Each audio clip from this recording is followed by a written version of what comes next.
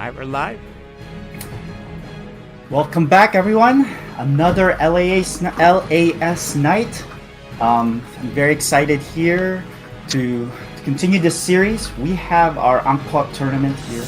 As you guys know, this is our Uncut fundraiser to raise funds for our fundraising arm of CFC, which is Uncut.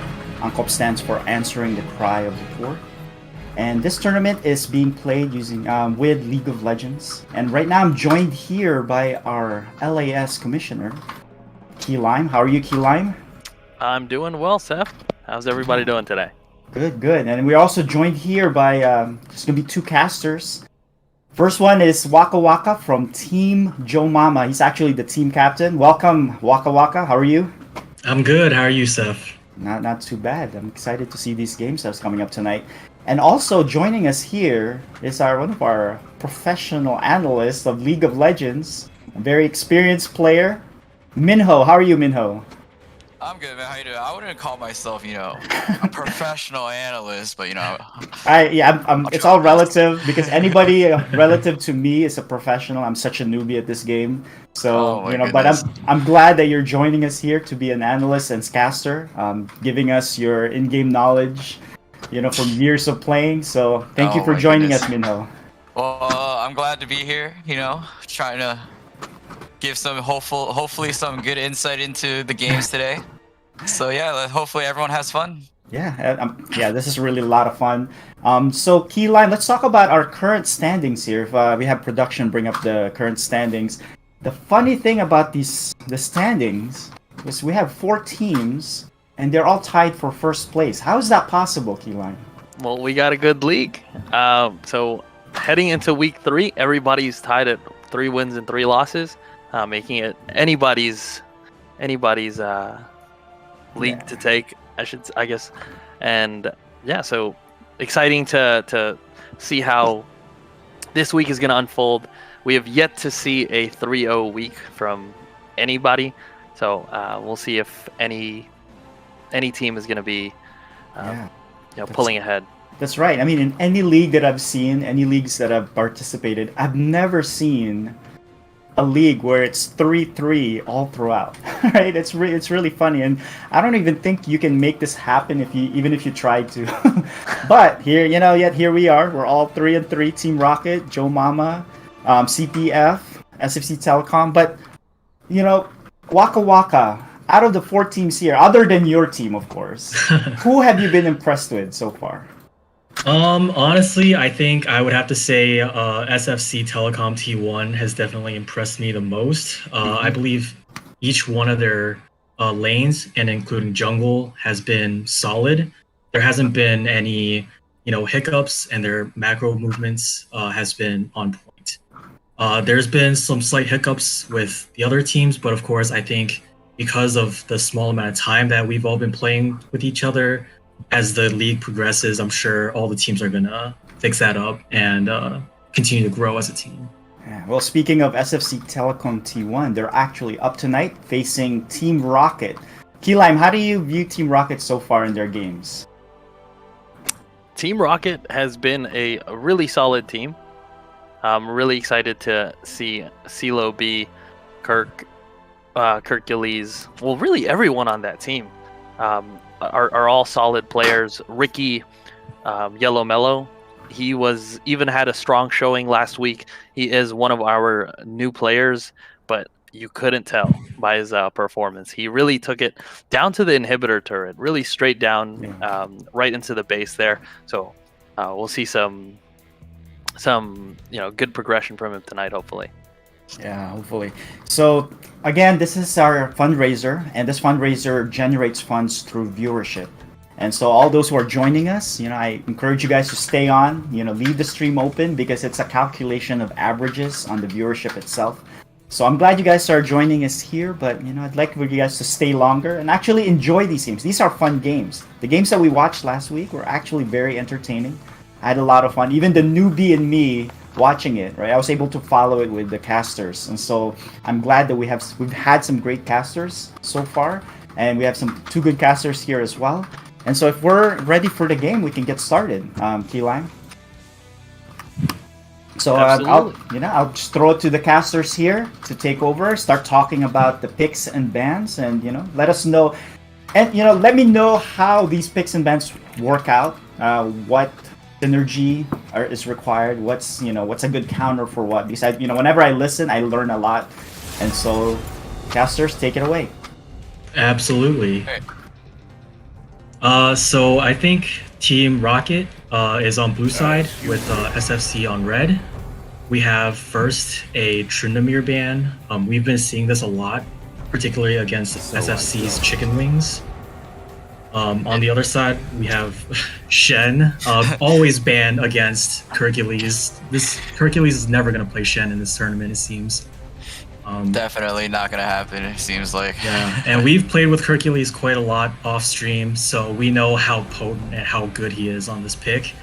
So I think that's gonna be a common denominator that's gonna be within all these games. We see the third ban is an Anivia. Anivia ban, I think, is targeted towards Chips Kaloi, who performed quite well on that in week number 1. Against Charlie in the Pentakill Factory, and it just seems like these bans are targeted towards certain people and players rather than what a good team comp might be. So we'll just have to watch out to see what the players pick. I remember that game. Chips Kaloi smacked Charlie there. Charlie, yeah, and Charlie's one of the stronger performing players throughout the league in all of the in all of the weeks. So definitely a smart ban on the side of Team Rocket there. Absolutely. And it looks like on Team SFC Telecom, the two final bans in the first part has been targeted towards CeeLo B with the Ezreal and the Sivir. Interesting that they targeted Sivir because Sivir isn't really picked most of the time. I don't think it's a very strong pick at the moment, but perhaps their scouting report is saying that Sivir is the one that's going to cause problems. Yeah, I'd expect a lot of them to be picking one or two champions that are going to be able to dive the ADC, and I think that's the thought process behind banning somebody with a spell shield, banning Shen that can help when their ADC or their carries are being jumped on. Yeah, and as we see, there's the picks are coming in now. Team Rocket seem to prioritize the Aurelia though. What do you guys think about the Aurelia pick, especially in solo queue, in YOLO queue, I should say? But yeah, a lot of stuff about Aurelia, in the community. What about you guys? Do you think it's gonna go mid, top? That's an interesting pick. I think Aurelia on this team is probably going to the hands of Hercules because we've seen Hercules practice, but now that Cassidon is being hovered and maybe locked in, then that guarantees Aurelia to be the top lane, or I guess Rumble in this case. Aurelia, Rumble I feel also slip into the jungle as well, right? If that is case. True. That is true. But Rumble into Nunu is gonna be a very, I think Nunu favored. So we'll see if that's actually going to be in the jungle, or if that's going to be mid or top. Rumble mid is the Kim Pascoa special, so I'm fairly sure that that's going mid. And with the Aurelia, I have a love-hate relationship with this champion because there's just so much outplay potential, but if you're caught out, you're caught out. So hopefully we'll see the fancy plays coming from the Aurelia pick, right? Yeah. And I think Aurelia is a very snowbally champion. So if Hercules can get ahead on the Aurelia, then we've all played against the 10-1 Aurelia where we just absolutely melt, regardless of what we do. Literally evaporate, exactly. Yeah, and so let's see if the Aurelia can do that this game, or if against the Jax, this is gonna be a skills matchup, I think. Yeah, very skill-heavy matchup. I agree. Yeah. Jax has the counter strike to dodge all the autos that Aurelia is going to output, and as we all know, Aurelia is very auto centric. So I'm excited to see what this top lane can do. Yeah, and also with the Nunu pick, what do you guys think about that Nunu pick as well? We don't see too much Nunu, I don't think, but a lot of objective control with that new pick, right? The consume, smite, all that stuff. So I feel like what's going on with SFC right now is the Nunu holds the objective control and the Zoe pick for the siege. So it just seems like they're just going to be pushing for objectives, trying to push for the win. But speaking of the win, we have a Callista. Oh I think goodness. the first Callista that we have in the league, piloted looks like by Barely Noah. Definitely a lot more objective controls on those dragons, those barons, right? With the Ren now, alongside with the Nunu. Right? Ren, Smite, Consume combo, I think you could probably take down Baron at 2k, right? Maybe like 2,500. Probably, 2,500 for sure, or even maybe even more, because especially with the Nunu, because I think level 5 Consume plus Smite is like 1850 or something like that, 1880 true damage or something. Plus with the Callista with all those red stacks, right? Whew. Right.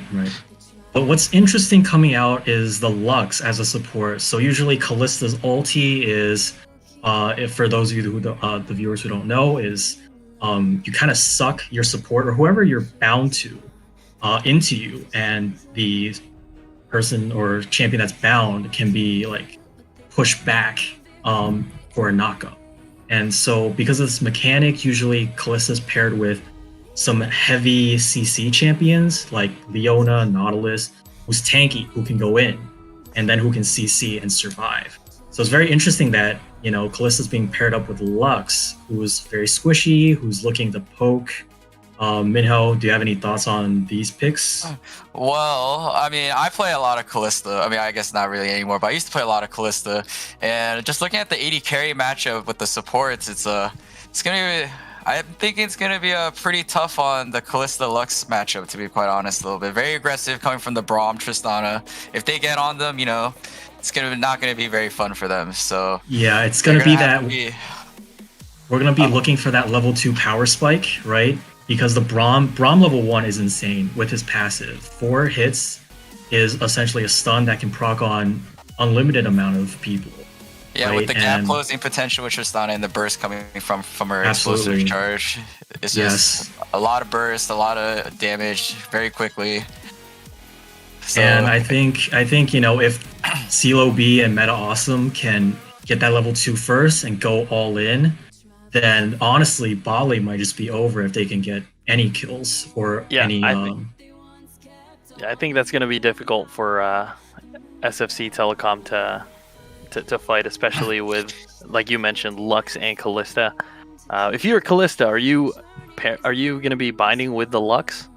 Usually you bind with your support because your Callista's W does bonus damage to somebody if you're bounded to someone daily, if you guys hit them at the same time or within a short amount of time or something.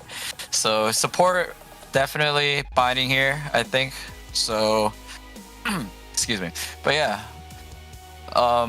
Honestly, I'm not sure how I feel about the Callista because you want to usually dodge a lot of skill shots with her passive and all that, but not really too many skill shots to dodge here. But I mean, the kiting potential is huge, so I think there's gonna be a lot of action in this bot lane we have to look out for. And speaking of the bot lane and all the action and dodging, we forgot there's a Vi on the other team, on Team Rocket. Vi, very known for point and click ulti. You can't dodge that. That's literally impossible. Oh my goodness. So how are you gonna navigate this, Minho? Do you have any you gotta really put it with your team, It's really a team game, right? So I mean, Callista can carry if she's put in that position. So if your team can help carry her, get through those tough situations, get her to survive, she could totally run away with the game too. But from a draft perspective, I do think it's an easier team draft for Team Rocket here. A lot harder to pull off on this side of SFC. Yeah. So I guess now we just have to see how they execute on the Rift. Yeah, I mean, it looks like the spectator delay is over, so hopefully we'll get to start seeing some action. All right. So as we load in, gentlemen, who are your picks to take this first game? Seeing the picks and bans. Oh Minho, man. you can go first. All right. Well, just based off of picks and bans, I gotta give it to Hercules and Team Rocket here. You know, I think their comp will be a lot easier to execute. But honestly, you could say the same thing around. You know, a lot of outplay potential, a lot of objective control on the side of SFC. So I think it's a pretty good game if both sides play it well. So. I hear you. And Waka Waka. Yeah. I agree for the exact same reasons. I think right now, with the teams not playing as much, like, you know, with how little or how synergies work, I think ease of execution is certainly one of the aspects to look out for. And it just seems like Team Rocket has a more cohesive team. But as we start the game, we see that Team Rocket is grouping as 5, heading in what looks to be an invade, a late invade. Yeah, late invade. they're getting ready for the invade. Yeah, against the Nunu too. So. And certainly, who I believe, Braum they tags caught the out Lux, Johnny Boy. Oh. and there it is. There it is, first blood at less than a minute. And hey, this is what we always say. Visions and ward saves lives, right? Yeah, so never just definitely walk well played. into well played. Definitely don't walk into fog of war, especially near bushes, where you feel like the team might be, because chances are usually they will be, as we see here. And it seems like they're staying. Oh, another Winter's Bite onto Callista this time. They got the stun off. And the stun, and there's just so much CC on this Team Rocket team. Braum definitely has one of the strongest level 1s out of the supports, for sure. Absolutely, and it's very smart for them to go for the invade because of that, right? And it just highlights what we've said during Champ Select. And also, you know, now each of the soul laners have a kill now. The extra gold definitely going to come in handy in the definitely early on in the game. So hopefully they can they can take advantage of the little lead that they got. Yeah, Irelia also bought a longsword immediately into lane. So there's that advantage already playing out. We see bot lane, or mid lane actually, going in with a ruby crystal, Rumble with a ruby crystal. So that'll definitely help him survive against Zoe. Yeah, the Zoe and her poke for sure, being that melee range matchup, right? Yeah. So how do you feel about the cleanse on the Rumble? He's not running TP like what his counterpart is doing. Well, cleanse, I think most people run the flash from Hercules though in the top lane. Didn't finish off the Jax, but as I was saying, cleanse is, I think, almost the given, I think, into most Zoe matchups, right? Because as long as you can cleanse the sleep, you should be okay. Oof, right there. That's unfortunate. Rumble misses the cannon, but Zoe doesn't hit the empowered Q. Yeah. So, I mean, I don't really play much Zoe, but I've seen some nutty Zoe laning stuff with her W picking up random gifts from the minions, right? and just dominating lane, honestly, with her empowered auto attacks from her passive too. Definitely Absolutely. not, but Rumble definitely has the shove on to the Zoe. And Nunu's coming here with the giant snowball. Let's see if he can curve it. Very well done with a dodge. Yes. Hiding it out. Definitely use that wall there very well. And then it looks like there's going to be a fight over the Scuttle Crab here. But you are up against the Nunus, though. So even if he doesn't have smite, you know, that's still a chance that he's going to steal Exactly. But it looks like Nunu's just giving it up. Giving it up. They're just giving it up. He's just going back to farm his chickens. The chickens, the raptors. The chickens. Yeah, now let's go down to the bot lane and see what happens. They're both level 3, and it looks like they didn't really jump in like we had hoped. And it looks like no summers were burned either, other than the heal. But I believe the heal was burned. The Q was hit this Rob's time. coming in. The stun is off, and the ignite is odd. And I believe that's a kill right there. The that's bomb. another the kill. Bomb. Right to CeeLo B. Yeah. And look at this farm difference down here, 32 to 18. It's about a 15 minion discrepancy in 4 minutes. That's rough. Yeah, normally Tristana would be down on CS because of her E ability. Oh, it looks and while like, we were talking, yeah, Jax was fighting the Aurelia and definitely turned out well for the Jax this time. Even after that gank as well from Vi earlier, making him burn his flash. My goodness, so much action all over the map.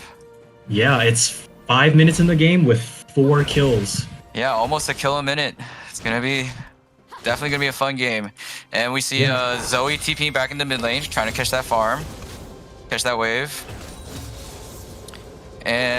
But yeah, back to our point. Usually Tristana would be down on CS because she auto pushes the wave. And Kallista's very good at farming with her rend ability, especially because it resets after a kill. So absolutely. And do you think this is the support difference? Like Braum with 2 kills and the passive and the ability to just proc a free stun versus Lux, who's more skill shot based. Yeah, honestly, because I think Braum is taking the initiative in the lane, they're sort of put in a position where Lux can't do her normal job of trying to poke out this Tristana, this Braum, making sure that they can't do that, right? So the fact that I think Braum is going in, making sure that... Oh wait, Rumble ulted for the Zoe. And the flash comes out from Zoe. And it looks like they're just clearing out the vision, probably preparing for Dragon, so... Definitely...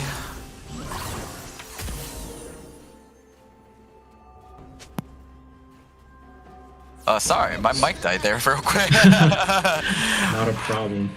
But yeah, a lot of fight on this bottom half of the map here, in the jungle, the bot lane, in the mid lane. Yep, and there's a bubble landing. It's gonna be big damage. Suddenly half of Rumble's health just gone. That's the power of Zoe, you know, you land and that. The snowball's coming in. Rumble still has flash and he just burned it. Yeah, and that's a little miscommunication, it seems, between Zoe and Rumble, or Zoe and Nunu. You know, that could have been very well been a kill. Yeah, but Zoe possibly due to the position of the wave, maybe Zoe wasn't ready to just give up all the EXP and farm. It looks like Nunu's pinging for the blue buff, possibly. Maybe giving it to Zoe, but it doesn't look like Zoe's moving, so it just looks like... nope, no, she's Zoe's back. Alright. So right now there is a huge level discrepancy in the top lane, though. It's down 2 levels against the Jax. Yeah, and as we said during Champ Select, this is kind of a skill matchup. If Irelia can hit the Flawless Duet, her E that stuns and procs her Q again, then, you know, she could probably out-trade the Jax. But it just seems like Chicken Wings is getting the better of these trades. So let's just see if, you know, Hercules can recover, or if Naoshi can go top and help. Yes, but, the snowball coming back in, the sleepy trouble bubble coming. Oh, and a lot of damage coming in this mid lane. So hopefully, absolutely. And it just seems like Nunu has pitched his tent right there in the mid lane, punishing Rumble over and over. But even though he's punishing, look at the CS. You know, he's basically even. Oh, another bubble lands. This is that right there is very unfortunate. Because you're low, I feel like you have to cleanse there. You know, yeah, if you definitely cleanse, and you definitely, since you just burned your flash, they definitely know you don't have it. So yeah, you just gotta. You can't be. You gotta be a little greedy on that summer spell, because cleanse has a relatively lower cooldown too. So you know, it's not like a 5-minute cooldown like flash. Yeah, for sure. I totally agree.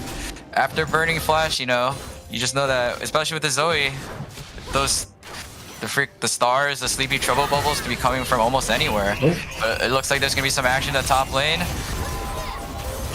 Yeah, it looks like, you know, Vi missed the Q, and it just looks like, you know, once Flawless Duet and Irelia ulti misses, you gotta back out. You don't have any more damage. Yeah, a lot of stuff used in the top lane, trying to get Kirk back in the game, but the lead in the top lane, it just balloons. It's just keep ballooning, exactly. The snowball effect is in play, especially on a Jax too. Definitely don't want to see a Jax snowballing. Yeah, and a very good counter gank by Jodo on the Nunu, you know? He's there to support, he read the play, and he was there, you know? Yeah, because of that, now they get the Rift Herald for free. Free Rift, and, you know, it sets back Irelia even more. You know, this is still a 2-level difference, although I'm pretty sure it's getting closer to 3 now that Hercules has died again. But let's just see if Naoshi should at this point, Minho, let me ask you, should Naoshi be focusing on top to get Irelia back into the game, or should he focus on the bot lane where his advantage is? I was about to bring that up. So we just saw them take the Rift Herald top lane. I think afterwards, you know, knowing that the bot lane is so far ahead, they should be trying to get these dragons, using the pressure of the Tristana, which auto pushes the lane, getting that bot lane prio, and it looks like the roam from the bot lane netted them a kill. Pays off, and it goes on the Tristana. Now Tristana has double buffs too. So yeah, so I definitely do want to see some more, a lot more stuff. Yeah, and sorry Tristana to jumping in interrupt, again. Tristana's, well, this one goes to Rumble, but still, it's another greedy back by Chips Kaloi on the Zoe, backing on a ward, I believe. Yeah. So that was very interesting. He doesn't have a sweeper, but he did have a pink, so I don't know if he just bought that pink or if he had it. But regardless, that's a really dangerous place to back. So, and he gets punished. Especially knowing that you just solo kill the Rumble, you don't want to be giving up these kills again, evening up the gold lead that you just earned. So, absolutely. Yeah. But looks like the teleport's coming in back mid, trying to just. I think this is just another. Oh, Hercules just kind of stood still. You cannot fight this fight. Hercules might be lagging here. Might be lagging, yes. But. And a pause is coming in. And Hercules is DCing, so. Okay. I mean, so during the pause, let's take stock on, you know, gold leads. Despite the heavy advantage in top side for SFC Telecom T1, it's only a 300 gold lead, and it's a 300 gold lead to Team Rocket, actually. Yeah, I mean, that play mid definitely netted them a lot right there. Definitely covering this loss in the top lane here, this deficit in the top lane. So, like we mentioned earlier, I think we should see Naoshi try to prioritize bot lane, trying to get them as far ahead as they possibly can. So, because once a Jax starts snowballing, Jax is like one of those 1v5 champions. Am I right? Absolutely, yeah. Like it's a split push champion too. So, you know, if you put that Jax in a top lane or a bottom lane, you know, when you're trying to contest objectives, especially against such an objective focused team such as SFT, the one that SFC drafted, you know, you're kind of in that kind of paralyzed by what you should be doing. Should you be taking the 5v4 fight, or should you be backing to stop the Jax? So either one, it's going to net you some very negative results as we get back into the game. Yes, I definitely agree. The split push is going to be real, but as we're getting back into the game, it looks like there's more action going on in the top lane. Jax jumped onto the Vi, got another kill there. And unfortunately, my game is frozen at the moment. My game also. However, what puzzles me about this play is why Team Rocket is going top lane. Their strong lanes is bot lane and maybe mid lane, but definitely bot lane, right? They're just trying to bring Hercules on this Irelia back into the game, but they should just believe in C-Lobe here and on this Tristana, try to get them through this game. I think really focus on this Tristana. That Tristana late game hyper carry 6 items. Yeah, it's the stuff Definitely of gonna- legends. Yeah, it's the stuff that literally wins games, right? Literally end game. Nothing can pretty much get onto Tristana with the resets. Yeah, and Tristana, known as the Demolitionist, with her, like what is being displayed right now here, her E is Yeah, just they got- shreds turrets. Yeah, they got first tower gold here. So yeah, hopefully for Team Rocket, it seems like this Tristana is definitely one of their win conditions here. I think there may be their only win condition unless they can start stacking dragons. Yeah, start stacking them dragons, getting ready for that soul point. So I believe the next dragon is there a dragon timer? it's a cloud dragon. So it's not very high priority. However, I think for Team Rocket, it would be a higher priority just to get rid of it and to keep stacking. You know? So Yeah, that keep making in- sure that they're pressing their lead, try to get the soul point, get any advantage that they can. So, Absolutely. but the siege And is still coming. I Tristana and really Bomb rotated like- mid. Yeah, I really like this play by Team Rocket, rotating their bot lane into mid. Vi should honestly just go back to farming her top side because she has all those camps up. And, you know, Vi being mid doesn't really help Siege. She's more of a dive champion. So, yeah, I mean, right now what I'd like to see is maybe put Rumble in the bot lane and just have Tristana siege down the mid lane and just keep going top. And then we're about to see a huge now we see a scuffle here. fight. Oh, they got the shutdown on the Jax though. This is gonna be. Oh, Jack. Oh, It's gonna be big. Oh, the Callista down as well.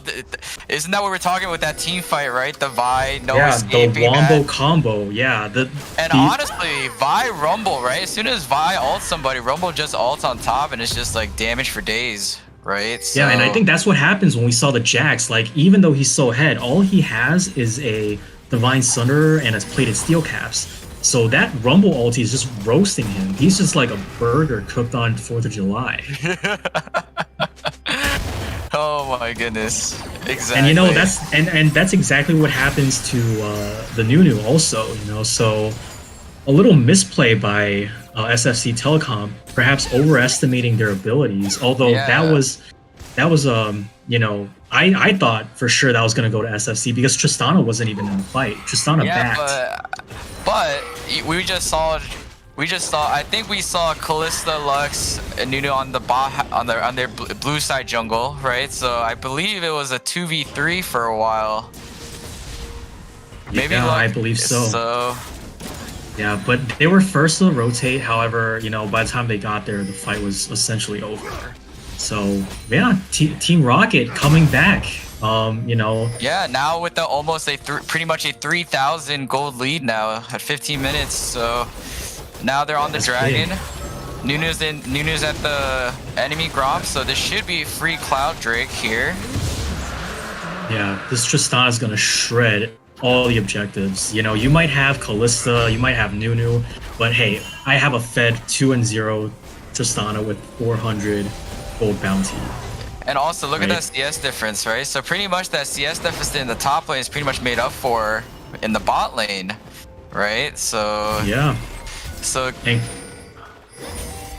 Nunu going in on Irelia. I don't think that's a fight he would win, but the Rift reset though, allowing Team Rocket to come back, possibly. It looks like they're definitely contesting this. Nunu's still Yeah. on it. Oh, Tristana going into melee range. Oh, but Jax jumps is- out. Jax is Jax. trying to jump on that Tristana, but the team. It's a to back up the 1v4. Now Yeah. So now it is a 4v5, but they still have the Nunu. So the Winter's Bite coming onto the Nunu. The And Nunu is like what 10% H. Oh, the Nunu is he's dead. He's just, yeah. that was a very odd set of plays by SSC. Jax jumping in 1v4 I think probably what- wasn't. I think they should have just committed to the Rift Herald at that point. I think the Rift Herald resetting there. Oh, and another kill in the mid Another lane. cute. Up. Another Q. Really good Qs by Meta Awesome. Really landing these. Oh, And Tristana diving in. Tristana diving in and dives out. Oh, he flashes out. But the Jax is there to capitalize. And kiting The it Jax. out. Absolutely kiting. The whole team coming in by ulti. Rom supporting everyone. Just making sure that CeeLo B doesn't die there. My goodness. This Now- is a really good team play. Now we see mid lane getting sieged. Rift Herald, they kill the first turret, so Rift Herald gets a fresh charge here. I believe Yeah. very easily can get They another could- charge onto They the could third easily, turret. yeah, they could easily try to get this inhibitor, but it looks like they're just calling it. You know, Yeah. we got enough. Being safe than sorry. They definitely have a lot of gold. 700 And- bounty on Tristana, 300 on Irelia. Yeah. Even so, Hercules picked up 2 kills, so while his CS may not look great, you know, he's contributing and he's picking up these objectives and these kills. And a first item, Blade of the Ruined King by Hercules on Irelia. yeah, So- definitely going for that Kinda duel, says- the duelist role here. It kind of says that he's not looking to group. He's just looking to fight 1v1 in a side lane, right? He's looking to split push while the rest of his team take objectives or Exactly. Especially now with the Braum, which can stop a lot of the poke, where with the Unbreakable, right? The big door, right? So yeah. it can probably stop a lot of the Zoe damage, a lot of the Lux damage as well. So Callista also, right? yeah, even Callista as well. So I mean, And actually, if you look at the Braum item, he completed 2 items already. He's got his mythic Oh my and goodness. yeah, the I feel item nice discrepancies. Yeah, the item discrepancy is definitely coming in right now. And that Braum, we gotta mention, Braum is has 100% kill participation right now.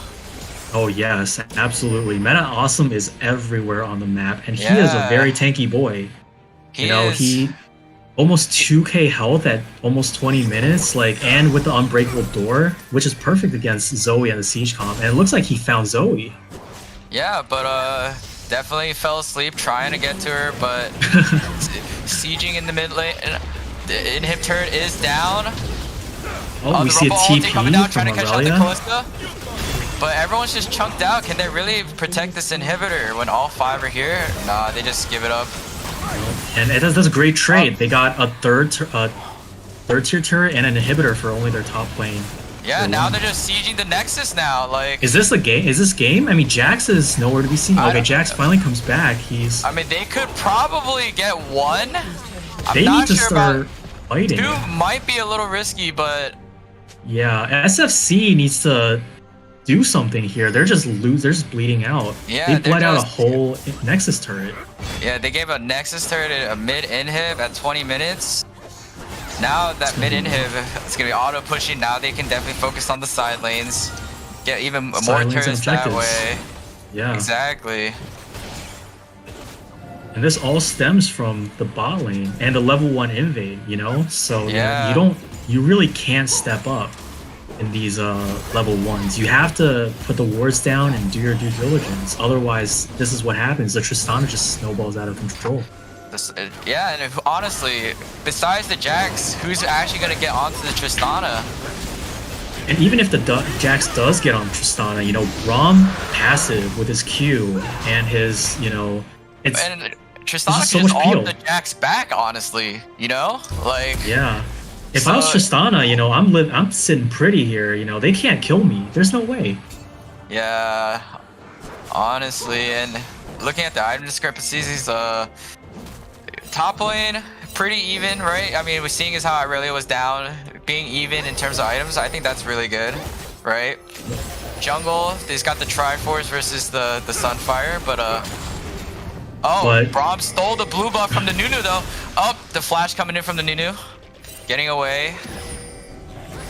Nice. Now it looks like they just gave up Baron control here. Now it looks like Team Rocket's clearing vision around Baron. Possibly even going to take it, maybe? Nah, looks Looks like they're they just can- planning on sieging. Tristana's in the top lane trying to get the the outer turret there. Callista Lux still dealing stuff with the mid lane. I feel one of the ways that teams can really clean up games is by pushing their advantage, right? So I agree that, CeeLo B pushing topside is probably the safer move, but I would have really liked to see them group like what they're doing right now. Maybe even two-man the Baron or three-man. They don't really need all 5 on there because their Tristana is at 2.5 items. She's gonna shred this thing. Vi with the Triforce. You really only need Braum there to tank because Vi isn't very tanky right now. So but they did get the Baron, which is a huge swing. Now they're up 8,000 gold at this point at 23 minutes in the game. This is gonna be a very tough climb back into this game for SFC Telecom. So how would you, if you were SFC Telecom, how would you turn this around? What do you think? Honestly, it's gonna be very hard because the goal here is if they can kill the Tristana, their chances of winning a team fight skyrocket. But I just don't see any safe, effective ways to get onto it unless there's like a TP flank coming in from the Jax, catching Tristana, Braum, everyone in the back line, right, off guard. Or maybe even Zoe. She can still possibly get a crazy sleepy trouble bubble off, try to get a nice pick before a team fight erupts. But as of right now, with the Baron buff, with the Baron empowered minions coming in, it's gonna be very tough trying to take advantage of the Zoe poke, the split pushing Jax. And usually Zoe, usually Zoe is picked to be on Team Rocket's side. If Team Rocket had Zoe as a mid laner, she would be so happy right now because Zoe loves the siege. Right there, that is a very dangerous move. Very risky. You were a little too close there, but it looks like they're just conceding more of the base here, possibly trying to fight at they're definitely going to need to fight at the Nexus here in a second. But can they, right? It looks like Team Rocket's literally trying to end the game right now, so I mean... Yeah, I don't blame them. They're at an almost 10k gold lead. Right now, they're just slapping them with their wallets. Yeah, Tristana's literally just going to... Yep, there's 1 kill already, another kill for Tristana, another one. Is this the Penta? Oh, the Rumble takes the possible Penta away from CeeLo B here. But the game is over. Well played, Team Rocket. Well played, very well played. That was a very, very action-packed game for sure. Hopefully, the series continues like this, right, Joe? Yeah, absolutely. And even though it wasn't all too close, but that was simply because of that level 1. I just keep having to go back to that level 1. And a few fights in the jungle, honestly, where they were getting picked out, where Jax had that huge lead, but the team was there to back up Hercules and Naoshi there in the jungle, so... Yeah, and I mean, honestly, all it boils down to is that Team Rocket played to their win conditions a little better than SFC. Right, and I think it was also due to the fact that we mentioned it earlier. This team from Team Rocket, definitely a lot easier to execute in terms of what they wanted to focus on, who they needed to prioritize. Yeah, I mean, if they kept out, if SFC tried to keep the split push going, got the early objectives under control, maybe it would have been a totally different game, right? But the Tristana snowball was definitely avalanching in this game, so...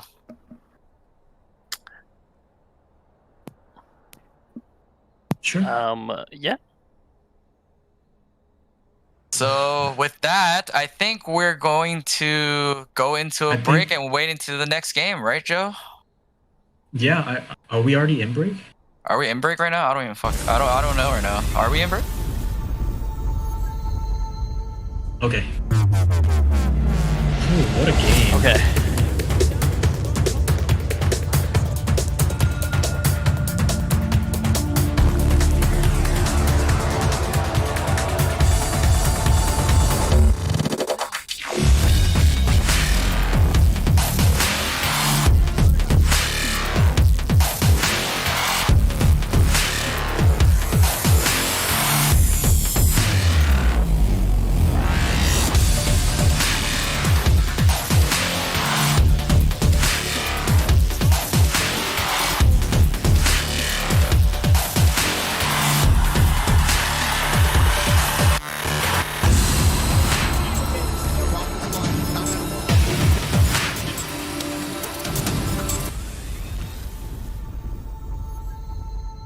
Highlights. This week we've got tons of League of Legends, some big Counter-Strike results, and my personal top 2 esports. So let's get into it.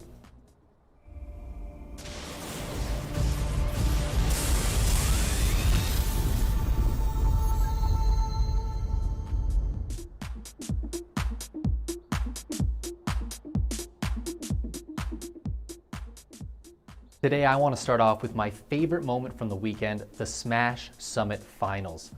Super Smash Bros. Melee holds a special place in my heart as my introduction to esports, and it's great to see it still going strong after all these years. This was a fantastic tournament through and through, but the finals, they were something special. It had to be this way. I'm losing my brain. Crowd going crazy. Chant from Mango. This is the new rivalry. Oh. God, he delays the up air. Oh, the shield drop. Zane dropping the punish. That's it. He got the Mango winning his first ever Smash Summit. And the biggest prize. Mango has been one of the top Melee competitors for so long. It's great to see him taking the win there, and what a gracious move by Zane to go for the hug after losing. You just gotta love that. Since we're starting with some old esports that are close to my heart, let's check out what StarCraft has going on this week. The GSL quarterfinals played. Bunny, Trap, Dark, and Parting are set to play in the semifinals. The natural. This is the type of game that Zaun will think about for the rest of his life. He had this 100%. Yeah. He was absolutely ahead, and just Parting clawed his. All right, we're all warmed up now. Let's jump into some big esports with lots of action going on. League of Legends ran the gambit this week. Pretty much every region continuing to work through their round robins. We're gonna smash right through these, so buckle up and enjoy the ride.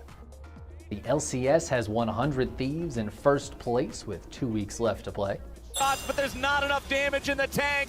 FlyQuest cannot contest, and Evil Geniuses will finally bring their win streak to an end. It was impressive to see. They went 4-0, but it stops here as Evil Geniuses will take them down in 29 minutes. They want the KDAs too, Captain Flowers. They're looking for extra kills. Oh, they're adding insult to injury. Danny's in the stopwatch. Jizuke's in a stopwatch. Vinskaren's in a stopwatch. Stop the damn game.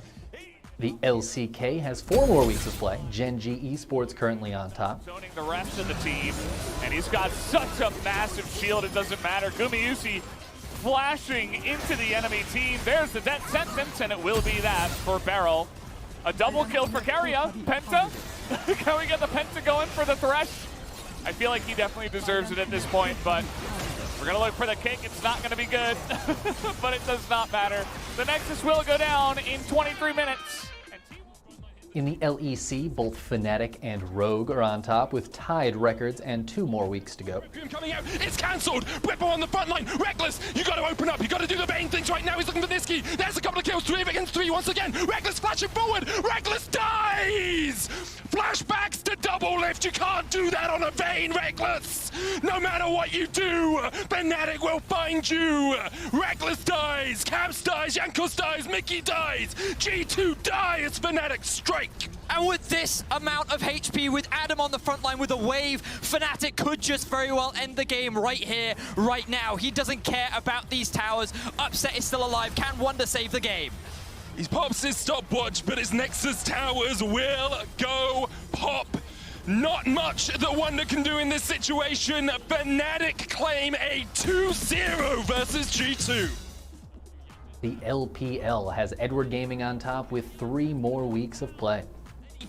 Ends up ruining the play that Qingtian managed to salvage for his team. Now FBX can rinse and repeat. Hook goes wide. Indigo double flay onto the squad. Health bar's getting low for top esports. Tian gets one. Now he's an Olaf. The low health bar's going to help him out. Knight is on the back line, but he just doesn't have any damage. He can't threaten anything. Oh, and LWX is going to 1v1 him here. The Qs should come on through. Knight is rooted in place. Will dash out to safety. He survives at very least. Jumps in. You know, valiant effort, but he just gets... In the PCS, it's PSG Talon in first place, undefeated with only 3 weeks left. Find nearly enough targets as River tanks it all up. Anabi zoning Mission out as the playback Kaiwing. They just don't even care about the Akali as they look for the turrets. Sleepy Trouble Bubble means that Woody is going absolutely nowhere, and Mission gonna get taken out. A triple kill for Unified, and the Aphelios is online. And 3 teams are tied for first in the CBLOL.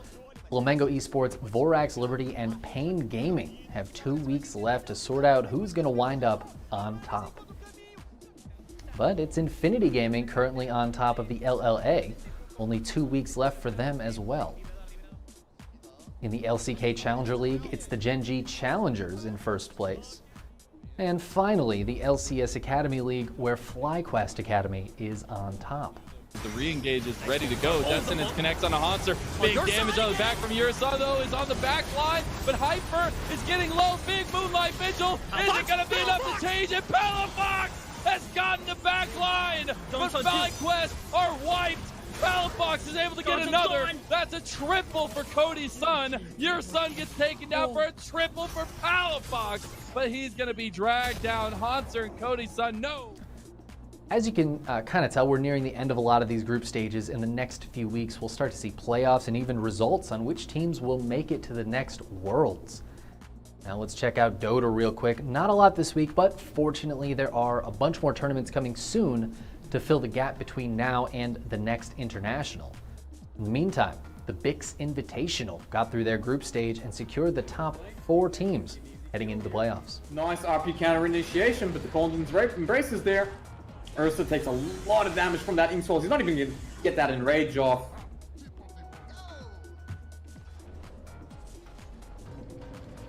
And Mamundaya, if we know Mamundaya, we know how aggressive this man is, and Fondo drops the GG tree. He's accepted. He's accepted his fate. Again, not a lot of Dota this week, but we'll have more going on next week to cover. Let's jump on over to Valorant now, where most of the VCT regions were on a hiatus this week, but the Korea Challengers played through the single elimination stage and started working on their groups.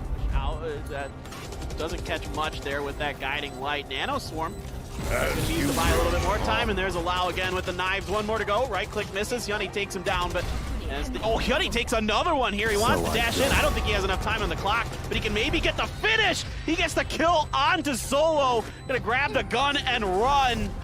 He makes it out, too. Wow. Yeah, he's actually gonna be able to recover that, so they don't get the round win, but paranoid about it. They're thinking that maybe there could be somebody behind. Are they ready for the close angle check, though? Look at the opposite way. Double peek comes in. Exy will find 2. Throws out the flash, tries to jump across, but will get clipped through the wall by Excel. Just fell a little bit too low.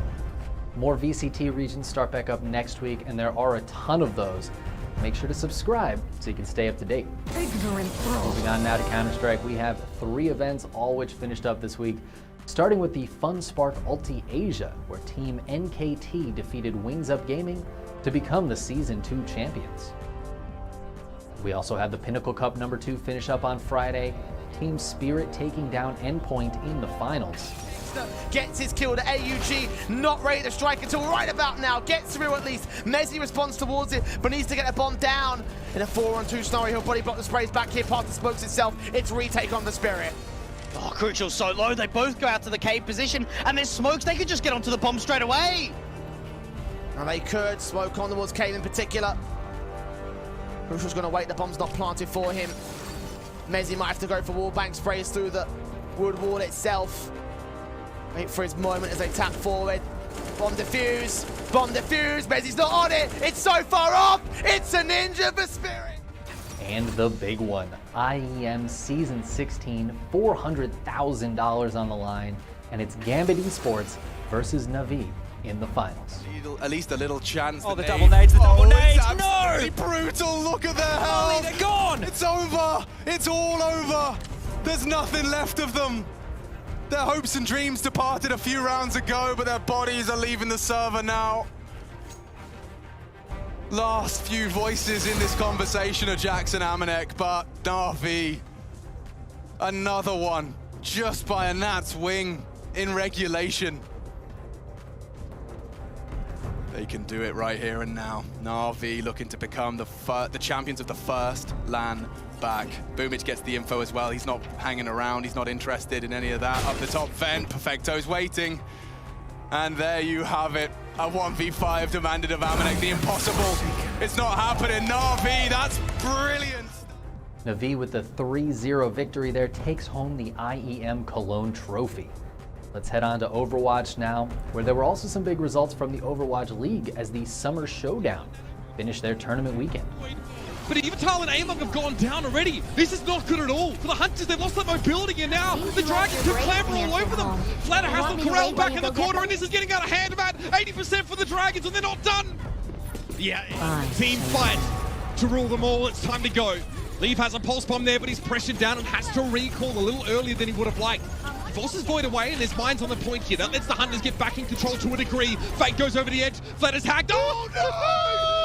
Not like this, Chengdu, no! Shanghai Dragons taking down the Chengdu. Hello everyone, and welcome back to the LAS. This is game 2, and what we're seeing is a lot of the draft and bans already being on our way. So Minho, why don't you take us through what's been picked, what's been banned? So it looks like the solo laners for no, not solo laners. It looks like the top laner for SFC was picked. They prioritized that set pick. Definitely going to be looking for that big beefy boy up in the top lane. And it looks like the Veigar Kaisa as well. Oh, and the Lux again coming in for the support pick. And to be honest, it looks like SFC Telecom T1 is drafting more for comfort. We've seen Chicken Wings in previous weeks pull out the set to pretty good results. You know, he's always been able to dominate lane with his picks, and now he's on another comfort pick, even though the first 2 bans that Team Rocket has did target him with the Tryndamere and the Jax. So now we see that to round out the team comp, we have another Vi in the jungle. That's to be expected, I believe, because you know it did such a good job in the last game. You know, if it's not broken, why fix it, right? yeah, and sorry about that, my mic cut out again. But yeah, I was about to mention the Vi coming in again. You know, did some good work. Now, but we're seeing Hercules on the Maokai up against this set. How do you feel for that matchup? Well, I certainly, being a tank player myself, I certainly feel bad for the Maokai. The set is just going to be bullying you around, you know, but I believe a lot of this matchup is on positioning. So Set's Facebreaker, essentially his only CC, other than his ulti, requires you to be on one side and a minion or like, you know, another attackable enemy. Unit. Right. Well, it doesn't even have to be an enemy. It could be like Gromp or like, you know, a neutral objective. Yeah, you're right. You know, it just needs something to be on the other side. So Hercules really has to watch out for where he is in relationship to his minion wave as he's trying to CS against this pretty lane dominant set pick. Yeah, but what do you feel for this Lucian pick though in the bot lane here with this Thresh? Very strong bot lane here coming out of Team Rocket. Yeah, Lucian Thresh is one of the strongest lanes. Lucian as a laner is very strong, but usually we see him in pro play and in higher elos picked as a mid laner or a top laner to dominate lane. But however, it looks to be that he's going up against Kaisa Lux. I think they're actually, yeah, it's Kaisa Lux. I believe they're in the wrong places, but I do believe it is Kaisa Lux. So I do give it to Lucian and Thresh in the bot lane. So maybe we'll see some more snowballs happening in the coming from CeeLo B again this game, right? Absolutely, and I think level 1. You know, who do you think wins level 1? Because there's no Braum this time, but you know, I still think Team Rocket. Thresh, right, coming in with them hooks, the flays, the lanterns, right? Even level 1, I would probably give it to the side of Team Rocket in terms of the bot lane. But I also wanted to talk about this Mordekaiser pick in the jungle, right? We don't see much of that too often. So how do we feel how Mordekaiser is going to do against this Vi here? Well, in terms of jungle, we have to think about not just how the junglers are doing against each other, but also about clear speeds, right? Why are certain junglers within the meta? It's because they clear super fast, right? Graves, Diana, Rumble back a couple of months ago. These junglers were in the meta because their clears are just crazy. They can clear 6 camps and then get to scuttle before it spawns.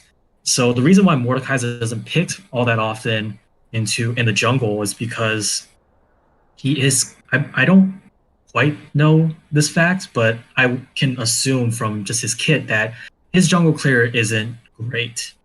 But of course, going into the Vi, who's also not a very meta jungler, I think in terms of clear speed, we can see maybe that they're going to match evenly. But I do prefer the Vi just because of how much utility she has with her Q, which is a CC, and her point-and-click knockup. So we have a lot of point-and-click CCs on the side of Team Rocket as we load onto the Rift.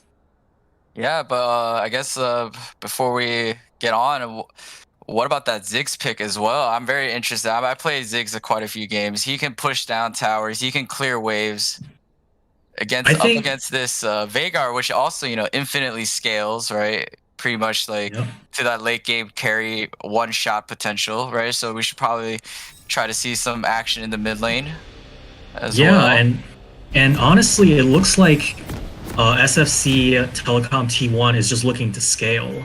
It's like you said, Veigar, Kai'Sa scales very well. On the other side, Lucian isn't very well known as a scaler. Well, I mean, he still dishes out a lot of damage. Of course, he does dish out the damage. But if between Kai'Sa and Lucian, I pick Kai'Sa. Yeah, definitely being able to reposition, especially later stages in the game with her E able to go invisible as well. Yeah. Being able to sneak around a lot of these, but we're about to see an invade coming in, and it's possibly from both teams, right? It looks like Team SFC here might invade Rocket's blue and totally just miss out on Team Rocket here.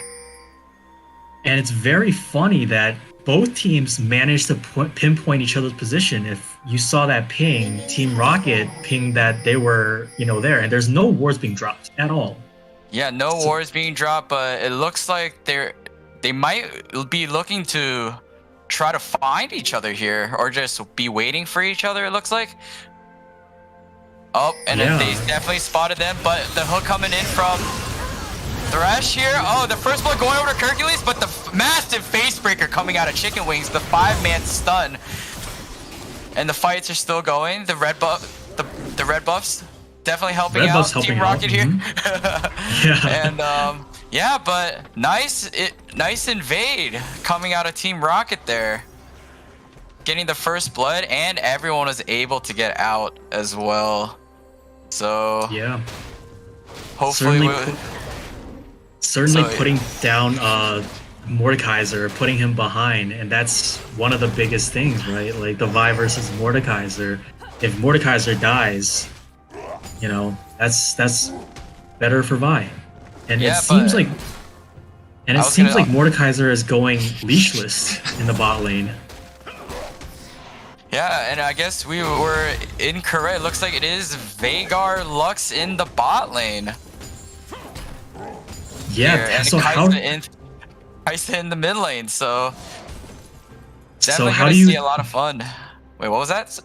So how does this shift the dynamic of the bot lane? Because it's no longer a marksman, it's a mage. Yeah, so Veigar is definitely just gonna be looking to just stack here, right? Going for all the minions, trying to get as big as possible as soon as possible. And whoops. And we see here, while all these players are CSing, let's take a look at the summer spells and the runes.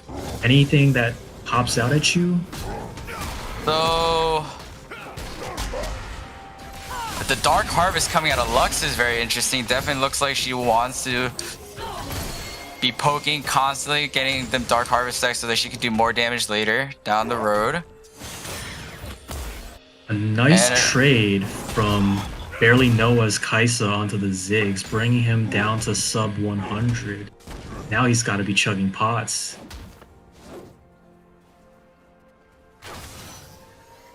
Yeah, chugging the pot. Looks like Naoshi's here up in the top lane. Gets the flash out of Chicken Wings. Flash out of Hercules as well. Ooh, that was a great face breaker. And Chicken Wings turning around that 1v2. I think, you know, side of Team Rocket could have played that a little cleaner if, you know, Naoshi's Vi moved in a little earlier while Hercules was channeling that W so that they can CC lock set down a little better. Maybe that would have turned out a little better, and maybe that would have resulted in a kill. Yeah, it's all about the timings, right? Making sure that you know you got everything off exactly when. But the hook lands. Johnny Boy's in trouble, and Johnny Boy's dead. And Johnny Boy is dead. The hook coming in huge there from Meta Awesome. And Chips Kaloi with the cage just unable to actually stun CeeLo B or Meta Awesome. Kind of unfortunate there. Yeah, Johnny Boy's definitely a little bit out of position there. Probably thought that he had the moves of Faker, right? Oh, a little... And a little scuffle down in the bot lane, right? But Chips Kaloi got out. Nice, squeaky clean, so nothing too crazy going on. But that kill heading over to CeeLo B, though. Are we going to see another snowball again coming out of this bot lane? That's the scary thing, right? And look at this farm difference in this bot lane. A 21 CS difference in 5 minutes. That's crazy. Yeah, definitely a lot harder to get those last hits in as a mage. Especially since Veigar wants to get them last hits on with his Q, right? Because every time he kills a minion with his Q, he gets more AP, right? So maybe prioritizing that over the actual CSing, but he definitely wants both, right? So yeah, absolutely. And another great face breaker that stuns Hercules. However, he is a Maokai, dropping that sapling for the slow. Definitely got that Bramble Best. Try to combat the set. Natural healing. Yeah, Set's passive gives him more healing the lower health he is, so I think that's a really good buy. Great first purchase, especially since Set does do physical damage, so you know you're killing 2 birds with 1 stone. Exactly. So hopefully, you know, Kirkus will do he's got that kill on over a Set right now, over Chicken Wings, so hopefully he can just maintain. The CS is good, right? So yeah, and we see that, you know, this time he's not outrageously behind in the CS. Maokai, you know, even though he's a tank, you know, he doesn't really need all that much resource to be useful. It's still good to have resources, so you get beefier a lot faster. Yeah, and then we see Mordekaiser up here, clearing some vision out. Try to see if you could cut down this tree up in the top lane. So I was gonna say as well, do you think the set Mordecai, do you think Mordecai should be prioritized, try to help out the set? Oh, and a hook from across the wall here, but the stun from Veigar and the snare from Lux as well coming in to the rescue. Yeah, and it looks like he was trying to give the lantern to Lucian so that he can join the fight faster, but it just didn't seem to proc. At least that's what his movement indicated, and he got solo. He got solo stunned into a Lux snare, and here we have. And then we have some action in the top lane. Hercules got caught under the turret. What a play by Chicken Wings! That was honestly the cleanest that you could have played it. He coming in. He immuned Maokai's ulti with his own ulti, because when he's, you know, John Cena-ing that guy into from one side of the lane to the other, he's unstoppable. You know? So even if the Maokai ulti did land, he bought enough distance and time so that, you know, in the end, Maokai died to a turret shot. So unfortunate positioning by Maokai there. Yeah, definitely well played from Chicken Wings to avoid possibly even, you know, maybe even a little sooner. It could have been totally different for Chicken Wings up there. Yeah, so unfortunate timing for Team Rocket, but again, we gotta give praise where it's due. Yes, so definitely good moves, neutralizing that kill that Hercules got from the first blood earlier. So, and then we still see them scuffling it out. Yeah, and Hercules is not giving a care in the world. Up and Jodo here, ulted CeeLo B here, bringing him to the Shadow Realm. But Vi's here, Naoshi's here, flashes in, ult. And Hercules also in. TPing in, Hercules on the Lux. But Naoshi, oh! Chips Koloi getting Naoshi before he dies, and then Set with the RKO on the Ziggs. Ziggs flash out, but burns down to Chicken Wings. Wow. Then Awesome trying to go for a lantern there, or a hook. Probably wouldn't want that if he got it. But Set healing back up with his passive, trying to go for the 1v2 of Hercules. But without that W, you're essentially sitting Awesome! And another kill over the meta Awesome. He is 3-0 now. And that's just honestly misstep, a huge misstep. Barely Noah kind of just ignoring CeeLo B here. Yeah, probably wasn't looking at his screen, more concentrated on getting that shutdown on the Thresh, on the 3-0 Thresh. But does manage to escape with his life by burning both summoners. So let's just see if that comes back to haunt him. Yeah. Definitely, because Kai'Sa's definitely not at the point where she's not as slippery as she can be, so Flash very important. Gonna be no Flash, definitely important for Team Rocket to take note of. Make sure they take advantage of that, try to maybe see some more ganks in the mid lane.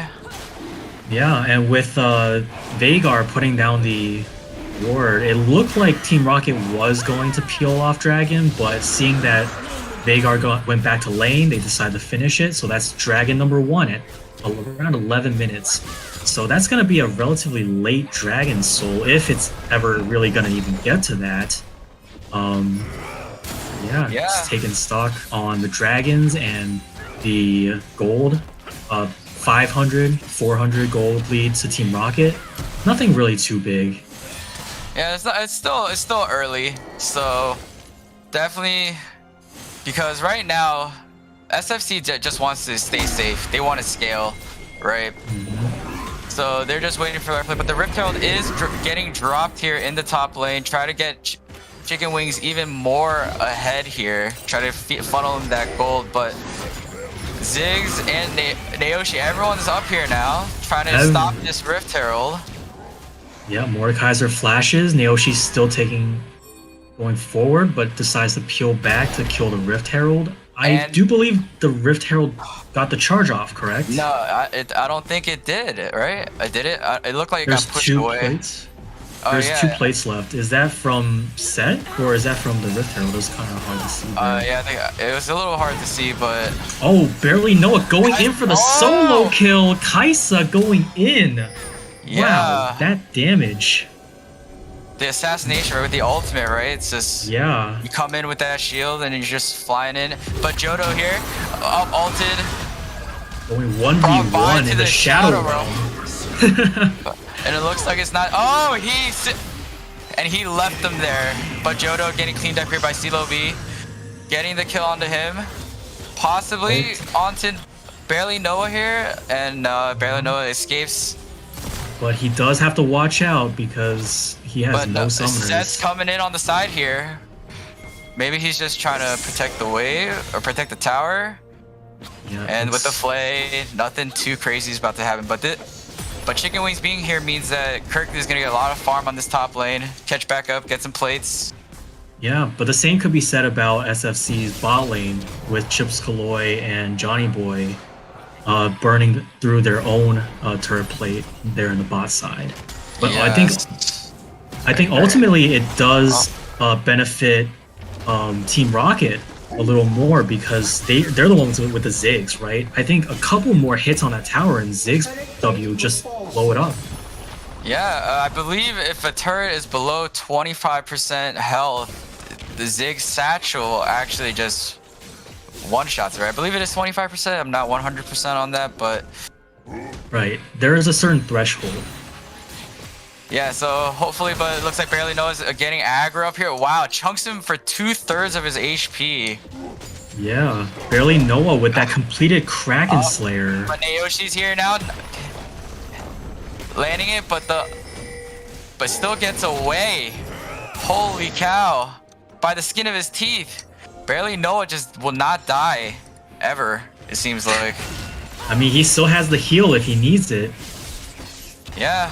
Oh, maybe he's a little greedy here. We spoke a little too soon there. His heal was still up, so, you know, I think he's kicking himself a little for that one. Just wasn't expecting that Arcane Comet to finish off the job. Yeah, the little comet zooming across the screen. Very deceptive. Oh, with the hook coming in. Oh, Thresh is still trapped inside. Are they going to do anything here? No, they're just going to... Thresh just gets the pink ward. And they're just going down the lane. I think what we haven't really discussed is the synergy between the Veigar and the Lux, right? The Veigar cage comes down. If you do trap someone, that Lux binding is really simple to hit, right? Because they're not going to be leaving the cage unless they flash out. But in that case, you get a free flash. So definitely a synergy that we should look for, but haven't really seen between the two bot laners for SFC Telecom. Yeah, definitely a lot of CC. Definitely CeeLo B here, even though he is very far ahead, up 40 CS, right? In terms of the CS lead, can definitely get one-shotted here by this Lux Veigar combo. Absolutely. And this just kind of goes back like to the last game where the Jax was ahead, but the thing is, you have all the damage, you're not tanky. If you get caught out, you're still going to get blown up. And the same thing is true here.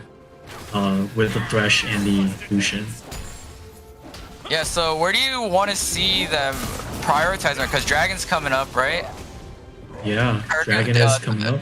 Top laners have both of their TPs here. It looks like we could be in for a huge fight, but it seems Team Rocket has the priority here, has the vision. The hook goes wide. Jodo giving a thumbs up, knows that they're there, grabs two. Pulls two out of the bush. Oh, Chips Kaloy with the Veigar stun, and then the flash comes out of Thresh. Thresh also burns the ulti. Oh, and the TP coming in from Hercules. The hook coming What from a Meta great... And Hercules getting ulted towards his team here. And then Meta Awesome gets ulted by the Mordekaiser, but the whole rest of the team here getting cleaned up while Mordekaiser is still in the Shadow Realm. And Thresh survived. Made a return from the Shadow Realm too, so... A very messy fight by the side of SFC Telecom. I think it was a great method how Set got out of his predicament. He actually slammed Hercules' Maokai into the walls of Veigar cage, so he was stunned for quite a long time. However, because Hercules isn't behind, he's actually quite tanky with the Bramble Vest. He now completed the Sunfire Aegis, but he was sitting on pieces earlier. So during that time of the fight, he's actually relatively tanky. Plus the Malphite passive. And as I say that, Kai'Sa's jumping in with her ultimate, but she gets knocked back by the satchel from Ziggs. Well played by Ziggs. So kind of burned the Kai'Sa ulti for not much gain there. Yeah, for pretty much for free. But we do see Chicken Wings get that top turret though. But first turret did go over to the side of Team Rocket. Yeah, and that was that lane. Yes, absolutely. Yeah, the Ziggs, right? We talked about that, how easily he can just burn those towers down to the ground, right? So now with the Dragon down, with Rift Hill being up, right? do you want to see bot lane possibly come up for this here so that they could get the Rift Herald, push down more turrets along with this Ziggs, right? So like this bot lane is still hanging down there with this Rift Herald being up. Yeah, absolutely. The advantage for Team Rocket is actually in their bot lane, so I certainly do want to see them come up, but given the state of the map, it looks like neither team's bot lane really wants to roam up, and instead they're just giving this away for free, and they know that this is happening because Kaisa just stepped onto the Scuttle Crab that was Team Rocket property, and now... Yeah, and they get those Rift Herald for free. Chicken Wings picks up the Rift Herald, so he can just get more gold, right? And the hook comes in from Thresh, and the ultimate from Lucian just nailing him down. Damage is too much.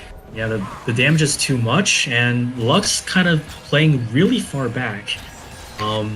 Wasn't really sure what to do there. Maybe Lux should have stepped up a little more because Johnny Boy with the Lux is running barrier, so there is a little deceptive tankiness there.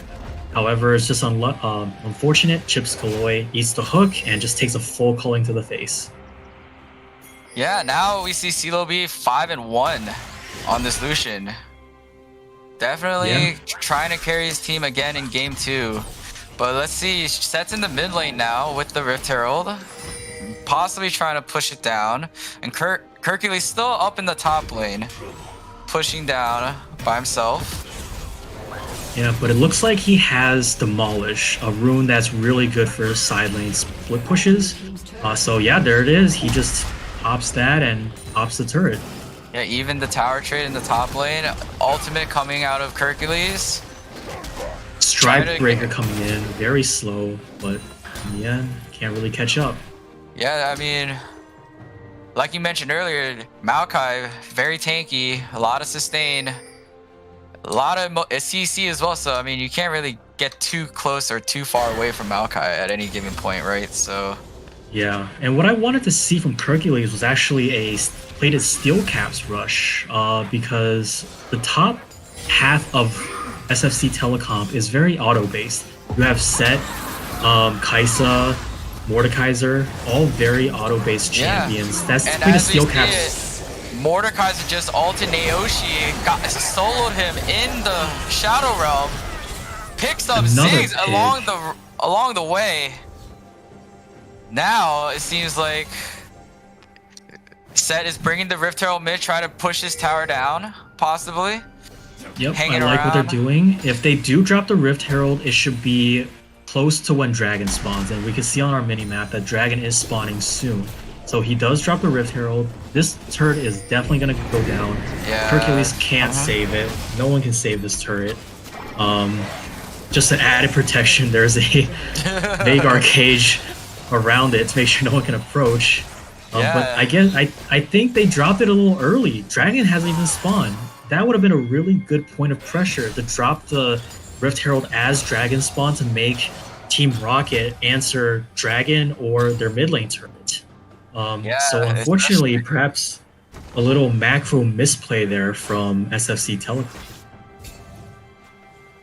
Yeah, a little bit, but the Dragon is coming up, and it looks like Team Rocket does have the vision around it right now, so looks like SSC starting to clear out the wards. The Dragon is up. The blue trinket, the far side trinket, definitely scouting the Dragon here, see if they started it or not. And another thing to note is that during that last scuffle where Mordekaiser killed Vi and they picked off Ziggs, Vi and Ziggs still has their ulti. Mordekaiser ulti isn't going to be up for this fight, I think, for another like 15-20 seconds. So if Team Rocket wants to fight, now is the time. However, we see that Chips Kaloi landing some damage onto Naoshi kind of dissuades Team Rocket. Team Rocket has started the Dragon with the Maokai ulti coming out of Hercules to stop them. The culling coming out. Naoshi gets ulted by Mordekaiser to stop the smite from Posse coming in. And Naoshi wins the 1v1 this time against Mordekaiser. And Team Rocket just cleans house. Yeah, I think what ended up happening was, I think because Mordekaiser, the jungler, ulted Naoshi, the chance for a steal wasn't really there, right? And also, it's sort of like, with Set and Mordekaiser being the two front lines, right? They Set needs to like be there for the team when Mordekaiser ults somebody to the Shadow Realm, right? So, but it looks like everyone else, like barely Noah tried his best to really get into the back there, but didn't get that assassination like he wanted. So, and some more things to take note is that we see the bot lane of SFC, Telecom, T1. They still hold their ultis. You know, this is team fights where everything counts. You know, it's even if you're about to die and you don't think you can take someone with you with that Veigar ulti, I think you still just gotta throw it in there just to see, like, you know, if your team can finish someone off, because we saw that a couple of members, right, was really low from Team Rocket, so that could have been also kind of a misplay or wasted opportunities. And another note that I wanted to make was that, like, we were talking about Mordekaiser as a jungler before in Champs. This game, that fight right there, kind of demonstrated why no one really picks Mordekaiser as a jungler.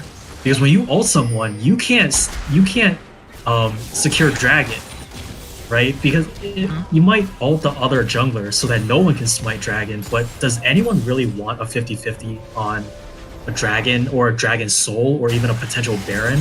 Not really, right? So it's another weakness of Mordekaiser in the jungle that we see. Yeah, I mean, right now, because of that fight, now Team Rocket is on Soul Point. One more and it's Inferno Soul. Definitely gonna be a lot of fighting over this next dragon, so. Yeah, and very unfortunate for SFC Telecom that last game there was an Inferno Soul, and this game's another Inferno Soul with a Lucian, a Vi, and a Ziggs with Inferno Soul. That's not a good time. A lot of explosions gonna be happening very soon. Yeah, absolutely. But honestly, from the team of SFC Telecom, they would benefit from Infernal Soul also. Kaisa, Veigar, Lux, Mordekaiser, these champions, they burst. Unfortunately, they're 4 dragons away. 4 dragons away, but it's not like we haven't seen it happen before, right? Absolutely. It's still definitely possible. They just need to make sure they stay grouped, make sure they play their strengths. But it looks like here, Team Rocket is starting the Baron. Yeah, very good macro play. SFC has no vision on it whatsoever. Yeah, I don't think they know this is happening. Yeah, they're just sneaking it away. It's already down to 3,000 HP, and Set is just coming up. Yeah, Maokai was showing. Yeah, Maokai was showing bot lanes, so you know they probably think like, hey, everyone else reset, but great on Team Rocket to just sneak away the Baron. It's a free objective. Yeah. Securing that vision, making sure that they didn't have vision on, knew that they didn't have vision on, they just did it anyway, right? So, what a play from Team Rocket here. Now we're gonna see probably the 1-3-1, right? The classic 1-3-1, right? The one in the top lane, one in the 3 in the mid lane, 1 in the bot lane, right? Try to get that pressure down, get those towers, those inhibs.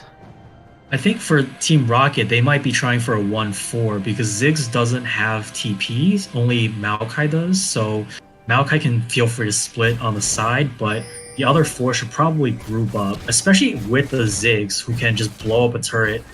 Now that he has Baron buff, it's gonna be even faster. Yeah, but it looks like he's trapped in the Veigar cage. Yeah, I was about to say, it looks like something is about to happen here. Just being stuck in the cage, very scary. No one wants to be stuck in a cage, so. not the Veigar cage. Or any cage, but it looks like they're resetting here. Which is actually, I approve because Dragon is coming up. Oh, TP, back is stopped. He was he was backing on a ward. This again emphasizes vision, right? Last game, Chips Kaloi was punished for backing on a ward. This time, Ziggs backed on a ward, and unfortunately, SFC Telecom's just not in a position to punish. Yeah, because you were talking about vision. Team Rocket, I see 5 pink wards in their inventory, right? Whereas on SFC, no pink wards, right? No vision denial. not all that's making sure that you're the only one with vision in that area. And it looks like Team Rocket here started the dragon. They pulled it out, but everyone's wrapping around here while Hercules is still up in the top lane. But with the Baron buff, and like you said, the damage that they had, they just bursted the dragon down. Now Hercules also gets a free inhibitor turret in the top lane. Maybe even a free inhib if they don't back soon. Oh, nope. Hercules not being greedy. It looks like he's just empowering the minions here with the Baron buff. Trying to make it, but it looks like everyone just recalled to stop this push in the top lane. But it looks like everyone else is converging along this bot side, try to get that inner turret, or the second tier turret in the bot lane. CeeLo B already pushing that down. Ziggs and Thresh here to help finish up. Now Vi's here, and then they're just gonna push in the bot lane while Hercules still pushes that top lane, hopefully to get that top inhibitor.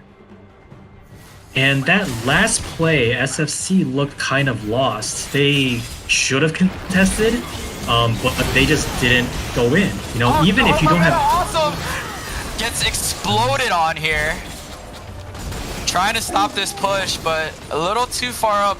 And the Hercules with the ulti, trying to keep him here. From behind. Trying to keep him here at the turret. But it looks like Chicken Wings is trying to start something, to start a fight, and then really not much coming out of it. But CeeLo B here in the Shadow Realm with Mordekaiser and lives. The Mordekaiser can't even kill the Lucian. Very unfortunate. Yeah, but oh, Kai'Sa coming in for the assassination here. But gives up her life in the process. Now it's just a 1v4. It's a 2v4, but Veigar gets hooked again. Flashes Meta out. awesome. Meta awesome with these hooks, just making plays. Yeah, landing hooks when it counts, getting the kills from them. But now it just seems like they're just clearing house, claiming everything as their own. And it looks like the game's about to be over as well. Oh, no, wait. Hercules is the only one hitting the Nexus, so it might not be over. Hercules very tanky, just tanking 2 people. Absolutely and then crazy. Ziggs and Thresh having to deal with this set, getting zoned away from the Nexus. Honestly, what a save. Leaving the Nexus at like 20% HP.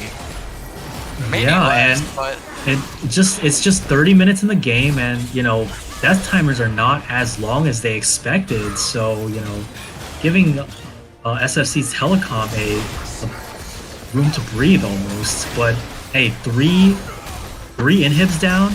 That's 6 super minions coming into the base at all times. So they're gonna be doing this. We'll be seeing this for the next 5 to 10 minutes probably. Yeah, the base defense, right? The naked Nexus base defense. So hopefully here, you know, they're just gonna keep pressuring the waves, keep clearing out that jungle, right? You gotta deny everything and anything, right, from the enemy team. So Team Rocket's just gonna be probably slow playing a group up, get their buffs, and then we're probably gonna see one last team fight in a little bit for the game here, unless Team Rocket's gonna try to get the Baron and then end the game to really ensure that they're really ready to close it out here. Absolutely.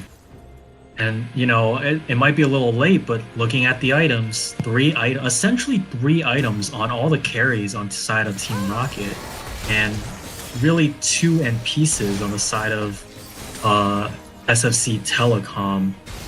3 now that Kai'Sa just finished Runons, which is not something that we usually see on the Kai'Sa. Kai'Sa usually wants that solo target assassination, but perhaps Team Rocket is starting the Baron like we discussed, so it looks like it's all over but the crying. Yeah, so it's gonna require a really precise team fight from the side of SFC here to really stop this final push coming in from Team Rocket. So, and even if they do a flawless team fight, there's still 6 super minions streaming in. So if it's a double ace where both teams get aced, then you know that's still a loss for SFC Telecom. Yeah, but the calling coming in from CeeLo CeeLo B and the Ziggs ultimate to get the Kaisa and the Lux out of play here, and then they just went for the Nexus and the game is over. Very well played by Team Rocket playing them objectives, the strength, snowballing their leads.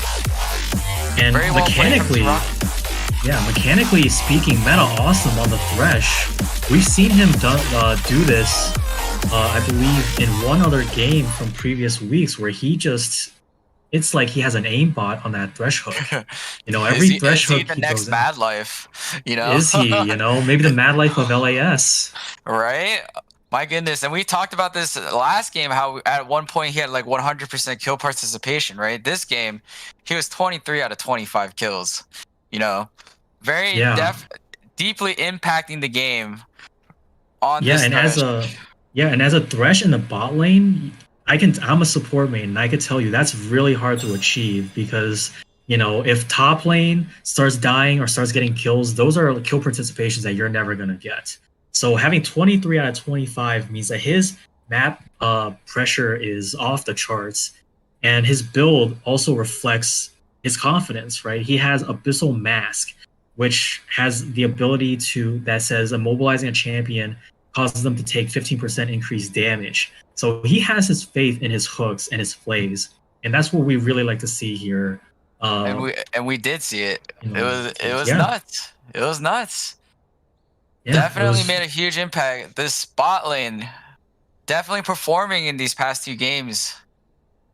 Yeah. Definitely carrying a huge weight off of the shoulders of the solo lanes, making sure that, you know, the solo lanes just keep doing their thing while bot lane just snowballed out of control, it seemed like, for the past 2 games.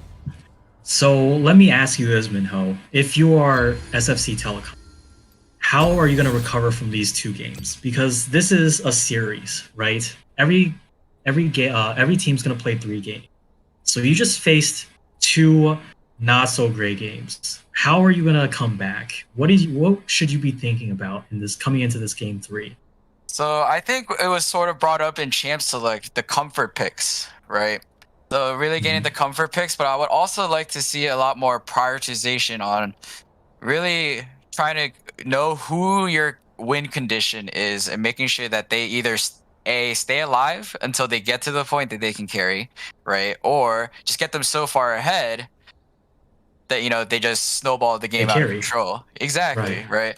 But it's more, I've been trying to see, like, they were trying to just slow play the game, you know, get the turrets, you know, win lane and all that, but not really going for like the global objectives, right? Prioritizing those turrets, those go. We saw a little bit coming out of SFC with that Rift Herald in the top lane, but didn't really make too much out of it. So I really do want to see if SFC, if they do get a lead, try to take advantage of it, try to snowball that lead, because they did have that lead, but they didn't really do much of it in the first game, right? So I think that's what we need to really see out of SFC. I think really, if they do see someone who has that, you know, I'm gonna carry this game, you know, mentality, you feel that, right? You just know who's gonna try to carry you in your game, right? It was like popping off, right? So we really do need to, you know, like essentially just, you know, babysit them, right? Babysit, pitch that tent, whatever, right? Commit the TPs wherever you need to commit the TPs to, right? So you're kind of thinking that this so I think we are going into break. When we come back, we'll dive right into game 3 and see if SFC Telecom can overcome Team Rocket. Yeah, should be a fun third game. Hopefully SFC comes up with a vengeance. Absolutely.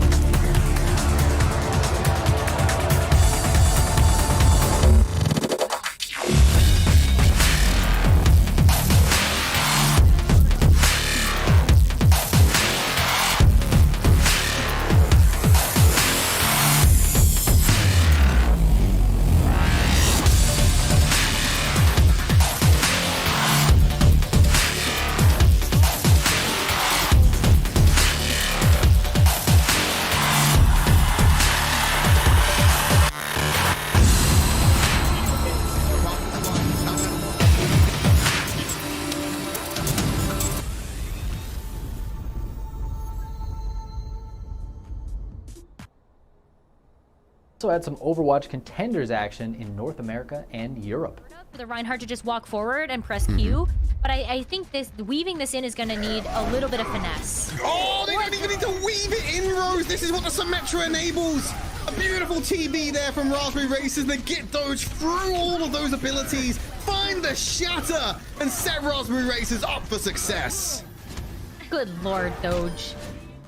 To rotate with the shield, they get onto the high ground, they try to isolate Switch in the process. Photon barrier, like you mentioned, but with that Blizzard down below, you can see Mikey just trying to hold the front line, the immortality field saving him, but he's low here, and Ice getting this beam unlocked, fully charged here, dealing so much damage, doesn't even need the barriers when you're being able to melt these tanks. Nobody left from Odyssey, and Dark Mode win, moving on to the winners finals. We'll have the final results from those brackets next week. Now on to Rainbow Six Siege, where the group stages kept on coming. Let's jump into all the different regional leagues going on. Brasileiro finished up this week with Team Liquid taking first place on the leaderboards. In North America, Space Station Gaming is currently on top. Bambazu going to get some solid info as to where the other two remaining members of Beast Coast are. Doesn't want to try and use this hologram as of right now, and you can't necessarily blame him if he goes for it right now. More than likely in a lot of trouble, but do they have the prevention from down low? So very scared as to how this happens. Hyper picks up Anthony. Bambazu with another one here, but oh no, the shots don't land. Finally gets to go through. In Europe, G2 Esports is in first place. Absolutely anywhere. Stairs as well coming down there. There's one on the lower. Well, they know he's down here as well, but takes the gunfight, wins the one. It's into the 1 versus 1. Chaoxis, Sleben about one bullet from death. Can Chaoxis keep it going on? He knows the man's in split, the grenade in hand. It comes out, but Sleben peaks at the perfect time. Hits the shot. Secret find that much needed win. They get Asia Pacific North has Cyclops Athlete Gaming in the top spot.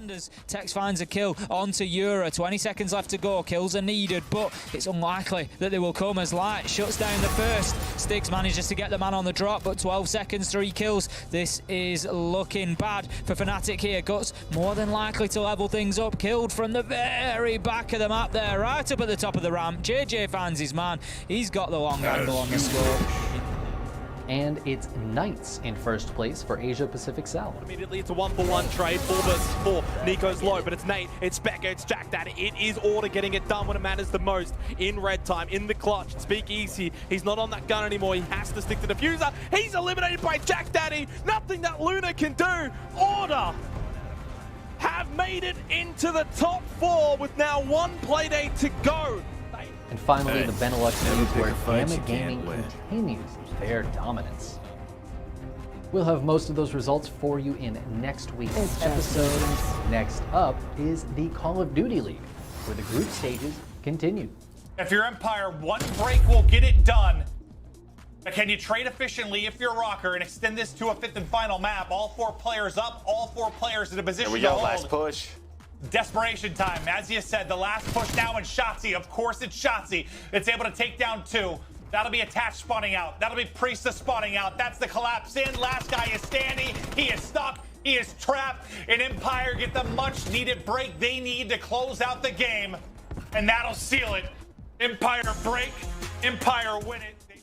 One more week of games in those groups before the Stage 5 Major at the end of the month. Let's dive now into some Heroes of the Storm with the Community Clash League. The playoffs have nearly been completed. Just a couple more matches to go. Top of our screen. On to Stukov. Hellgate will be there. Wailing Arrow as well. There's going to be the 2. Oh, wait. The Gust actually pushes. What? Wait, Junkrat goes down to the right-hand side of the fall set. I wasn't even seeing where the damage is coming from, but Masquerade's going to be coming in. He does have full soul, so he is not too worried about making a mistake, and this is looking like the mistake was made on the side of 30K. 30K are going to be the one losing 4 members, and this is going to be Garden Terror spawning in favor for GG. Simplicity, and the GGs will go out. This is interrupted by Urel. Hanzo Arrow narrowly misses a few as there's an Uther going down. Burgolt being chased. Kepi wants to get his stacks back as well as find a kill into Burgolt and establish a little dominance. 1 more auto should be enough, and that will be Urel going down. Hogger actually getting picked off by the Vala. The Immortal is actually here on core. Cassia is like, oh, maybe I should start autoing onto this core. Maybe we should win the game, but Cassia goes down. Cogger's picked off as well. This is the march back from Chili Mountain. No, I'm just sorry. This is going to be the game number 4 going over to the side of Storm Esports. And today we'll close out with some Rocket League, one of the most fun esports out there.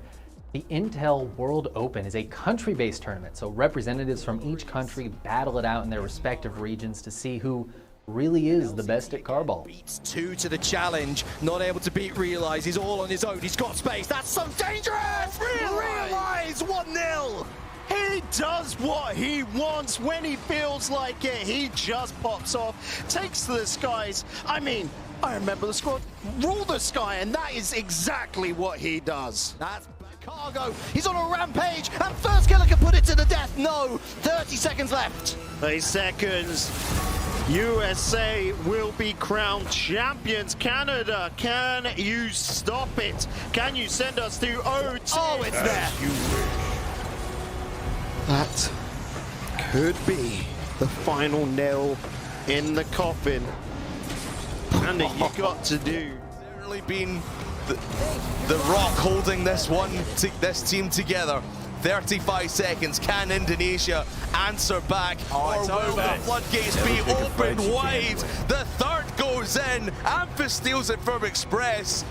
But we're 28 seconds away from crowning a champion.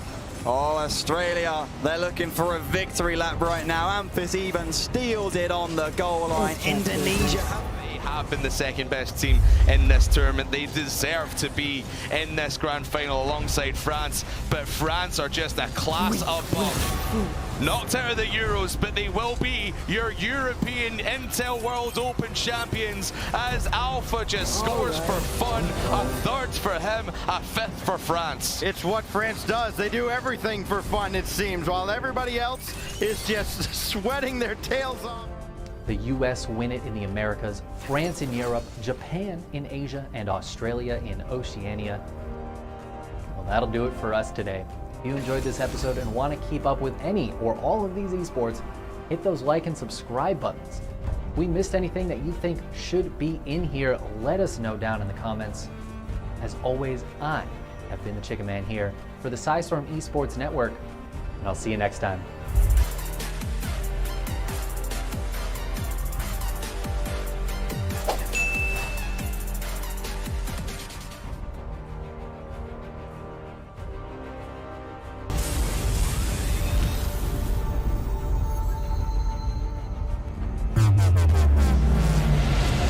Welcome back to the SciStorm Esports Network. Hello and welcome. I'm the Chicken Man here for SciStorm Esports Network. We're back with more highlights to brighten your day. Let's start off with some Dota 2 one esports team coordinator. Wildcard match.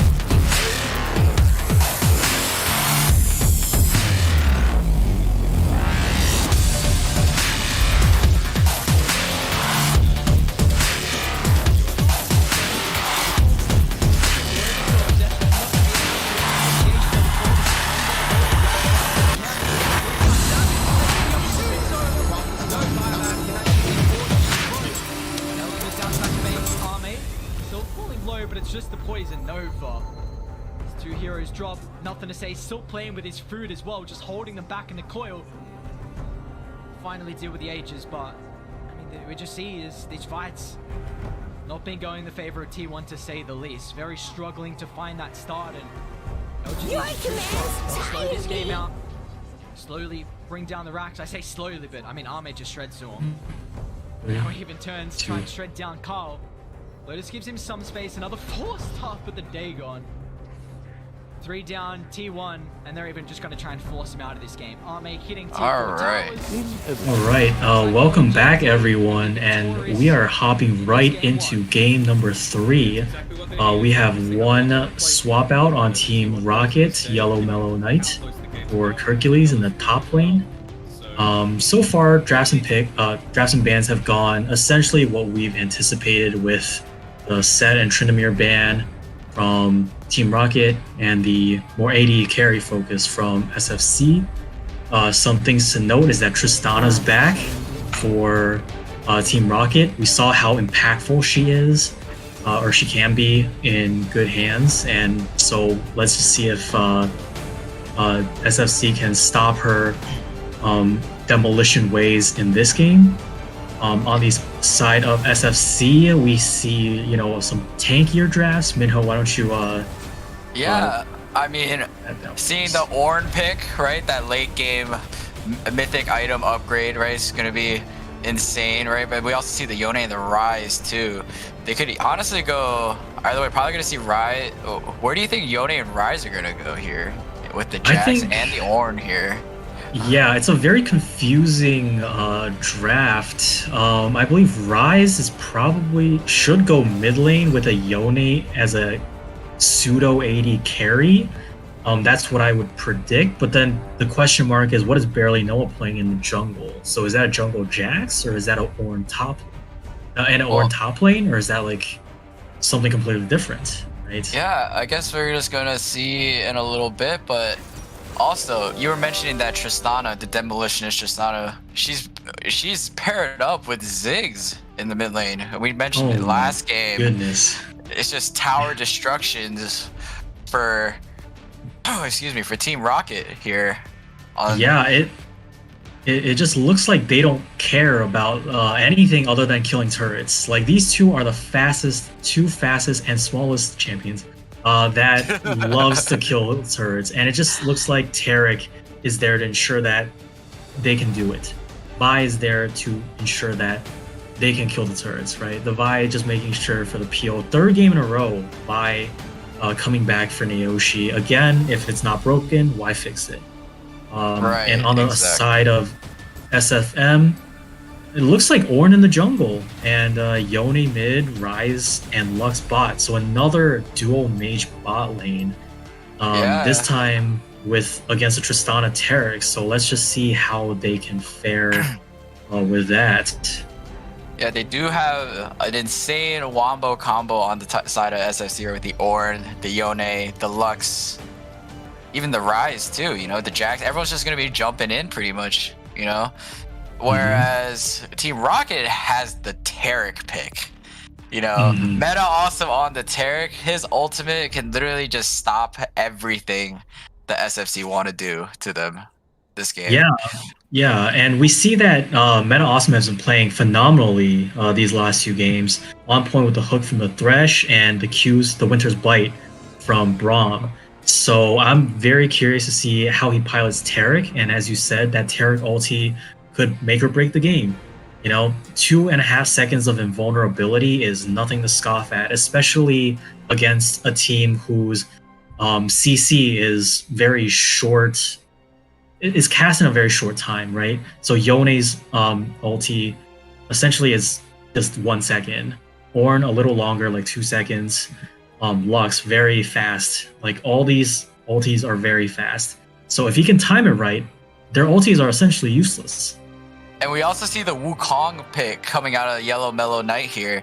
So, like you said, Wukong, you know, he makes a clone, he can knock up pretty much stalling the fight, right? So making sure that the Taric ultimate gets on, nothing's going on, especially paired with that Wukong and all this, the damage, the poke coming from the Ziggs, the dive with the Vi. I like the Taric pick here coming out of Team Rocket. I do. Yeah. And Meta Awesome showing that you can't really ban him out, you know?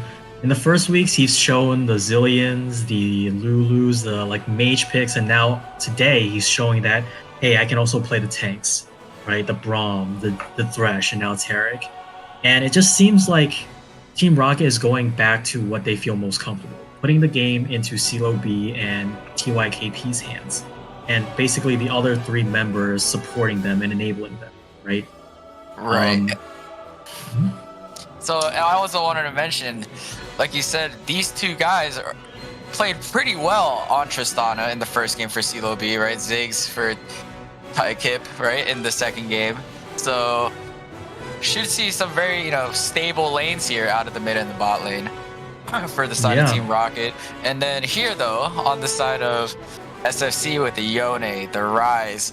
So, especially with Tristana against Rise can't really do anything once Tristana jumps on her, right? So, coming back to that aggressiveness, right? The reason why Tristana snowballs, right? The resets, all that damage, right? If you can't get away from her, she's just gonna kill the rest of your team, you know? Yeah. So, and if you guys probably are gonna see a grouped lot of that. together, Oh yeah, we're grouped together, especially with the Wukong ultimate, right, and all of that nonsense. It's just, it's gonna be a rough game if they let CeeLo B snowball again on this Tristana. So can't wait to see what they do, sort of shut him down, unlike the first game. yeah, and let's just see if Team SFC Telecom T1 can take down Team Rocket in this final game as we load onto the Rift. Yeah, as we load onto the Rift, exactly. So, also, we didn't really talk about this too much in picks and bans, but what do you think about their level 1 strategies this game around? Because I feel like both games already, a lot of early game action, right? The invades all around. Yeah. Are you planning to see another invade, or do you expect SFC to play a little bit more safer here? Just because the level 1s weren't working out in their favor too well in the previous games. in game one, they got invaded on. SFC got invaded on.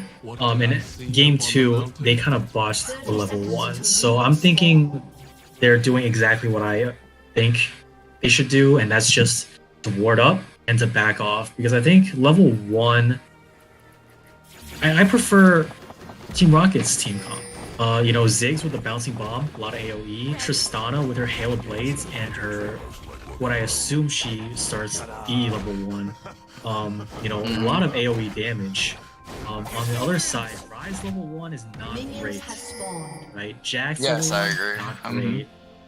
Born level 1, not great. So these champions, they don't really want to invade. They kind of just want to sit back and scale and get their items. Right, so, but if SFC do get to that late game, Yone late game, that 0-10 power spike, right? Insane.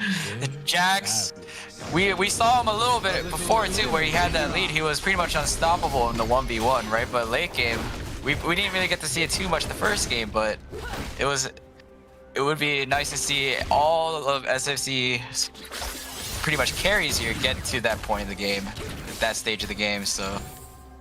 Yeah, and let's see if they can actually execute on this game. They're really just trying to sit back and relax and just farm till mid-game. We see that Chicken Wings and Yellow Melon Rice starting to duel it out. Jax at E level 1. Yeah, pretty strong. As he just single-handedly kind of wins that trade. Yeah, so how do you feel about the Jax Wukong matchup? Because I would think that Jax has a slight edge, right? Or do you think Wukong does with the whole clone thing? But we see CeeLo B here going in with the level 2 onto the Lux, nearly explodes Johnny Boy.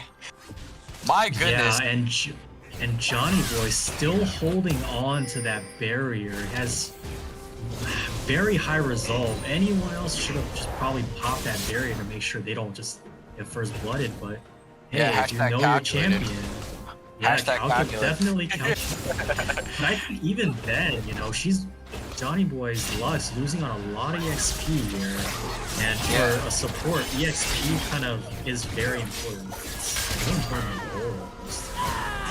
Yeah, I agree with you. And then, but we see Nayoshi here in the top lane coming over that wall there. But Chicken Wings just gets to get out here. But Barely Noah with the flash here. Gets the flash out of Taikip. That was a very odd sequence of plays. So what we haven't talked about a lot is this Ornn jungle, right? Like, Ornn doesn't usually jungle as he steals the Scuttle Crab. Oh my goodness, yeah. Yeah, but yeah, you were mentioning it because he breathes fire all over that bug, right? But yeah, you were mentioning he's not really a meta jungle pick, right? Or even like, I don't think I've ever seen him in the jungle, from my personal experience. You don't play Ornn in the jungle. His clear speed is just atrocious. I think Barely Noah picked Ornn just for the team comp, for the team fight. And something else to note is that Barely Noah is running Grasp of the Undying on Ornn, which doesn't really make much sense. It doesn't make much sense, but it looks like Barely Noah. Remember, Barely Noah used his flash to try to get it to Taikip. He's going to the wrong jungle. And he's on the wrong side of the map, and then Tristana with the jump, but Chicken Wings flashing onto Yellow Mellow Knight, getting kill in the 1v2 here. And it looks like he's just serpentining around trying to dodge this VIQ, but is Chicken Wings gonna be able to get out? And it looks like he will be able to get out, so well played from Chicken Wings to be able to get a kill while getting ganked. So this is gonna be massive for this Jax.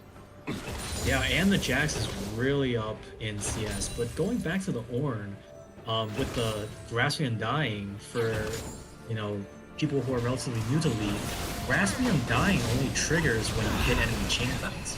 And since you're in the jungle most of the time farming jungle camps, you're not really interacting with the opposing team.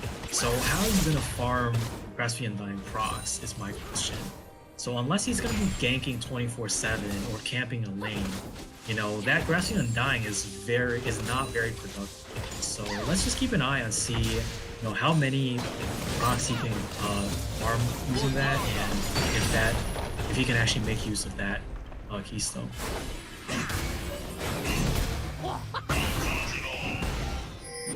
And here we see Chicken Wings just going in, jumping onto Wukong. Jax with the Counter-Strike is really difficult to out-trade, especially for a auto-based champion like Wukong. His Q is also counts as auto, so Jax can definitely parry that. In the bot lane, it looks like, you know, Ryze is hanging on. Tristana was given that first blood by Ornn, but the CS is relatively even. 11 CS down. In a lane where Tristana got first blood in the jungle is not bad. Hopefully, Ryze can.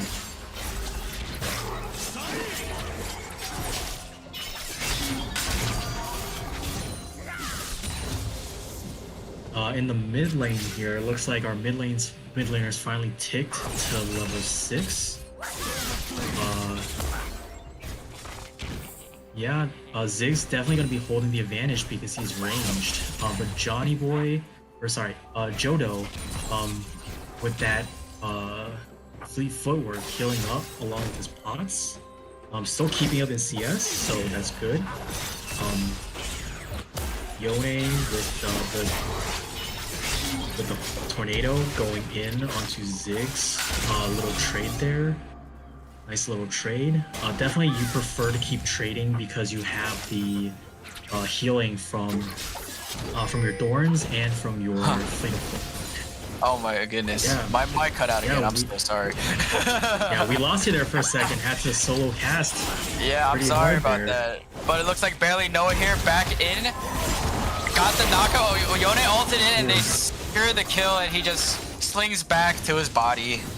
Back from the spirit realm. And that Ornn Q into E is actually not as easy as it looks because your pillar actually takes an extra second or two to materialize. So Ornn's abilities, his E, when he collides with terrain, will show a giant circle around him, or the point of impact, and people or champions in that point of impact will actually get knocked up. So he can actually create his own terrain with the his Q, that pillar. But what we just saw there was that the Q didn't materialize yet, and barely Noah has actually already E forward. So because there's really no terrain there was no knock, and that's kind of a little misexecution, perhaps a little not that familiar with the champion that we see there from the Ornn. Hopefully we could clear that up, or we can see some better Q-E combos from him in the future. For sure, for sure. And then we just saw Team Rocket securing that early dragon there, and then we just see some more trades in the mid lane. And then where do you see the game going from this point?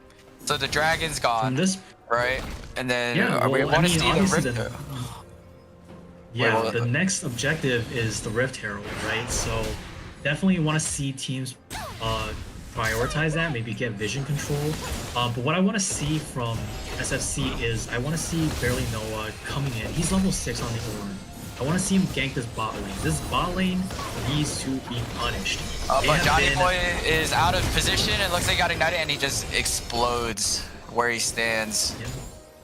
That's what happens when there's a Tristana with so much farm, you know? Yeah. But like I was saying, I really wanted to see more turn coming in to punish this lane. This lane has been pushing relentlessly. I don't think I've seen SFC's bot lane pass river thus far. Unfortunately, that's just... Oh, and the last tick of the night. What? Getting tied. He died to the last tick. My goodness. Calculated all around. And it looks like Naoshi's here trying to help out Yellow Mellow. And then the ulti coming in. Naoshi sort of being Naoshi being left alone a little bit, but Jack's still okay with everything that they're throwing at him, right?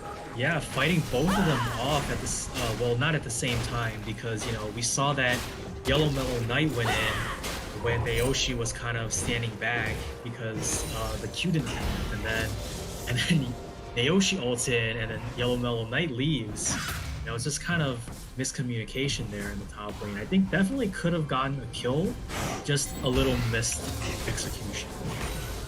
Right, but as we were talking about that fight in the top lane, we saw that barely Noah snuck the Rift Herald while all that was going on. So definitely the pressure from this Jax, allowing that Rift to be taken for free pretty much. And it seems like Naoshi here is really trying to help Yellow Mellow against this Jax. But like you said, like about the Orange really pushing on this Tristana here with all this pressure, right? Naoshi should probably think about diving this bot lane, I think, try to get this turret. Because this turret's pretty low from all that pushing, so...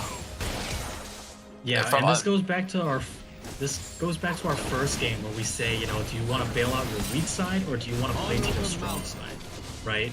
Is the Wukong going to carry or is the Tristana going to carry? And that's something that, as League players, we always ask ourselves. Am I the win condition or should I play the strong condition? Right, a very important thought, but it looks like Jodo here just dives top kip under the turret, full combo and everything just explodes him. Another solo kill. It looks like Jax is not the carry. It looks like Yone. Oh my goodness! And barely Noah comes in and smites the Scuttle Crab away. There's 4 here in the 2, and we see the TP coming in from Chicken Wings, but it looks like CeeLo B just gets to just rocket jump out of there. Yeah, so and barely Noah. Taric ulti.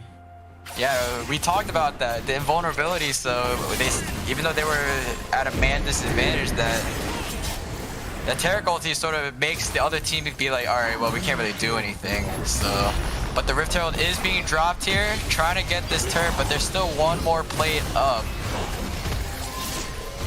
And it looks like there's just 4 here, while it looks like CeeLo B is just fighting off Rise in the bot lane real quick. And it looks like Rise flashed. Burned the... Oh yeah, but we were both about to talk about it. Rise burned the flash, right? Yeah. In the process. And it's necessary because, you know, Rise right now, there's no he's sitting on a tier, a Ruby Crystal, and a Leeching Mirror. Versus a completed Kraken Slayer from Tristana. No way you can take that trade. Like, him standing past the river is already disrespectful. So, definitely a necessary flash. For sure, but as this game goes on, that Rise is just going to be more and more of that threat, right? Just constantly shoving down lanes, possibly even like evaporating people like we just saw. But it looks like Jodo's about to go in, but misses the knockup from the Q and gets exhausted in the process. But it looks like Naoshi's here, he gets the flash out, but the flash would not be enough, and they get the shutdown gold over to Naoshi on this Vi. Yeah, first step. Very disrespectful play from Yone. You don't know where the jungler is and you E forward. That's not something you can do unless you know where Vi is. Yeah, because of that kill onto the Yone, Team Rocket here just gets the dragon for free. Because Ornn showed himself mid, they know where Ornn was, so no threat of contention. And now, Team Rocket's just up 2 dragons. They're still down gold though. But they're up 2 dragons. It looks like... Yeah. So where do you see this mid game going? Oh, I'm sorry. Well, I think they're down gold because of the Rift Herald that barely Noah snuck, and they took what I think 4 turrets off the mid lane, turret. Sorry, 4 plates off the mid lane turret. In terms of the mid lane or mid game, I honestly want to see Jodo taking it. Yone with 2 kills. Like you said, Yone has his own 0 and 10 power spike. What we haven't seen is Yone on a 10 and 0 power spike. That, let me assure you, is way more scary than a 0 and 10 power spike. And we see Jodo getting to that point. So I want to see Jodo taking over this game on the Yone, pushing out the lanes, roaming to help his side lanes. Because up till now, we've seen no one has come bot lane to help RFC's bot lane. Rise and Lux is just holding on for dear life. And we see Chicken Wings here coming in with the counter strike and the ulti from Yone. But it looks like they won't be able to finish off that kill there, getting the flash out of Taikip. But you mentioned earlier, this turret's about to go down, and it looks like they could just kill him here, but they just get the tower and just back off for a second. Just back off, so. Getting that first turret gold over to that bot lane, snowballing that lead even further. Tristana already has that 300 gold bounty on her. But it looks like there's gonna be some action up in the top lane. Both junglers are on that side of the map. But Yone is backing, Yone's backing, and CeeLo and Meta also are in the mid lane. This turret could go down with the Tristana and the Ziggs off of that one back. Yeah, absolutely. And I honestly wanted to see CeeLo and Meta Awesome there push their advantage. Right, you got the first turret. I believe they had eyes on barely Noah. But if you think about it, even if Ornn was there, what can he truly do? He's a tank, right? He's not gonna bring any damage. Tristana has so much burst, and Taric has his ulti. So if even if you jump in blind, you can burst down Rise, because remember, Rise doesn't have his flash. So that's basically potentially another kill that they miss. Just something that I'd like to see in the future, that players can recognize that this is an opportunity rather than, oh, we pushed down the turret, let's back. Yeah, exactly. Maybe, you know, after getting that tower, get some vision around this Rift Herald that just spawned, right? So you can definitely do a lot more than just focus on that one objective that you were originally planning on getting. But it looks like the CS, though, on the side of SFC, though, even though they are losing towers, they do have some significant CS leads. The mid lane, the top lane. Yeah. And it looks like Ornn really wanted to hit that wall there. Ooh, just barely missed on the Lux kill. So close, so close. Yeah, but yeah, it looks honestly, it looks like Team Rocket here has the better position on this Rift Herald. Just because they're pushing this mid lane up, and they're invading that red side, probably getting vision. And then as we still see the classic top lane scuffles, but Chips Kaloi fighting Taikip right now, getting exhausted and getting it. Yeah, exactly. And then, but Chicken Wings almost getting, almost getting the Tristana there. But yeah, this just goes to show his prowess on Jax. That was a 1v4, and he almost killed the Tristana. Yeah, almost killed the Tristana, but he lives, doesn't get a kill, and he still loses the tower over it, unfortunately. So now it looks like they're transitioning to this Rift Herald here. Tristana is backing. Maybe they probably think they will need her. Maybe they're not even going for it. It looks like so. Oh no, it looks like they're going for it. Tristana backed as well. Lux and Ornn are here. Taric is coming up. I really don't like this play from Team Rocket, right? If you're going to your win con, the strongest player on your team is your Tristana. She backed, right? What's the point of starting the Rift Herald? You don't have the damage and you don't have the turn. So starting that off was kind of a misplay in my opinion. Yeah, we see here Jodo trying to clearing out vision, but accidentally hit the dragon. And it looks like Naoshi's trying to capitalize on that. But it looks like he just made him back off, clearing the vision, and it looks like they're just going to secure the dragon instead of that Rift Herald. Yeah, and Jax continues to split push, so Team Rocket stacking their third dragon. They're on Dragon Soul, and unfortunately, it's another Infernal Soul. Another Infernal Soul. Oh my goodness. It's just like this day is all about just the damages, it seems like. Yeah, it's a hot day today. Oh boy. But actually, something that we haven't really talked about was that 1v1 in the bot lane, Chips Kaloi against TYKP. It's understandable that TYKP might have lost that 1v1 simply because he's kind of on the back foot in lane. However, what I noticed is that he spent his exhaust, but he exhausted Ryze after Ryze bursted him down to like 10%. So, you know, something that you know, players should keep in mind is if you're gonna exhaust, you should always exhaust at the beginning where you think the burst is. So one rotation of Ryze spells is essentially the burst. So exhausting after that doesn't really do much. I totally agree as well. But maybe even at that point, you would say that, you know, maybe he could have just not played as far up, right? Maybe a little too aggressive, knowing that his team wasn't there to back him up. So, but now it looks like all 5 of SFC are grouping around mid. We might see an ARAM type game here, but it looks like Jodo is just fighting this Taric here. Meta Awesome's Taric here, and then just walking away. Just said hi. Yeah. And then it looks. And what I really like about SFC's build is that 3 of the 5 players already have heal reduction. Right? Heal reduction is very important when you're playing against Taric, when you're playing against Tristana, who has heal plus, I'm sure, Ravenous. What's that thing called? The one that gives you the taste of blood thing on the blood, yes. Yeah, taste of blood. And that Omnivamp for sure. Yeah, Omnivamp. So there's actually a deceptive amount of healing on Team Rocket. So it's good to see that they're itemizing correctly for that. But in terms of like where to go from now, you know, where do you think SFC should be going? They do hold a almost 2k gold lead, but it just doesn't feel like that. It really doesn't, because I think Team Rocket has just better map control overall right now. They got all the outer turrets down rather quickly. They took all the dragons, right? So they're definitely using that early game pressure that they had.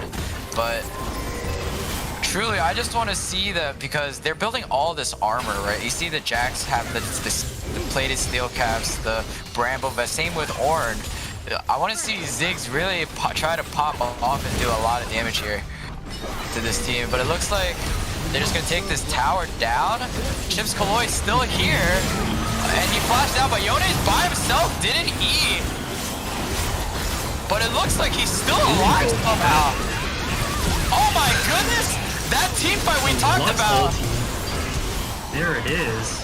Oh my goodness, and Naoshi just flashed it in to secure the kill onto the Yone here. But we talked about this, that wombo combo with the Yone, the Ornn, the Lux, yeah, they just blow up. They were grouped up, they blew them up. That's what we need to see from SFC.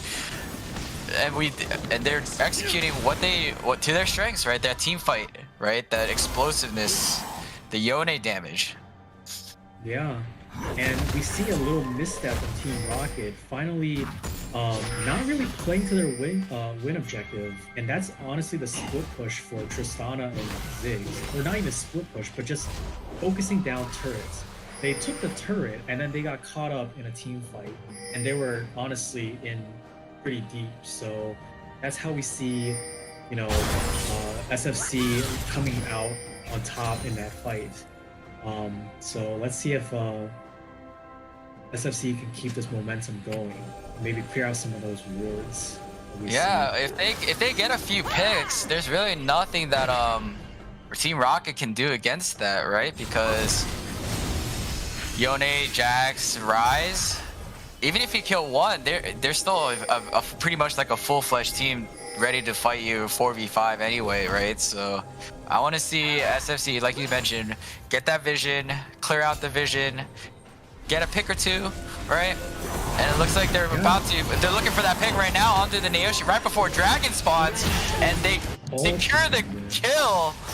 And this is gonna be a free Drake over to the side of SFC here.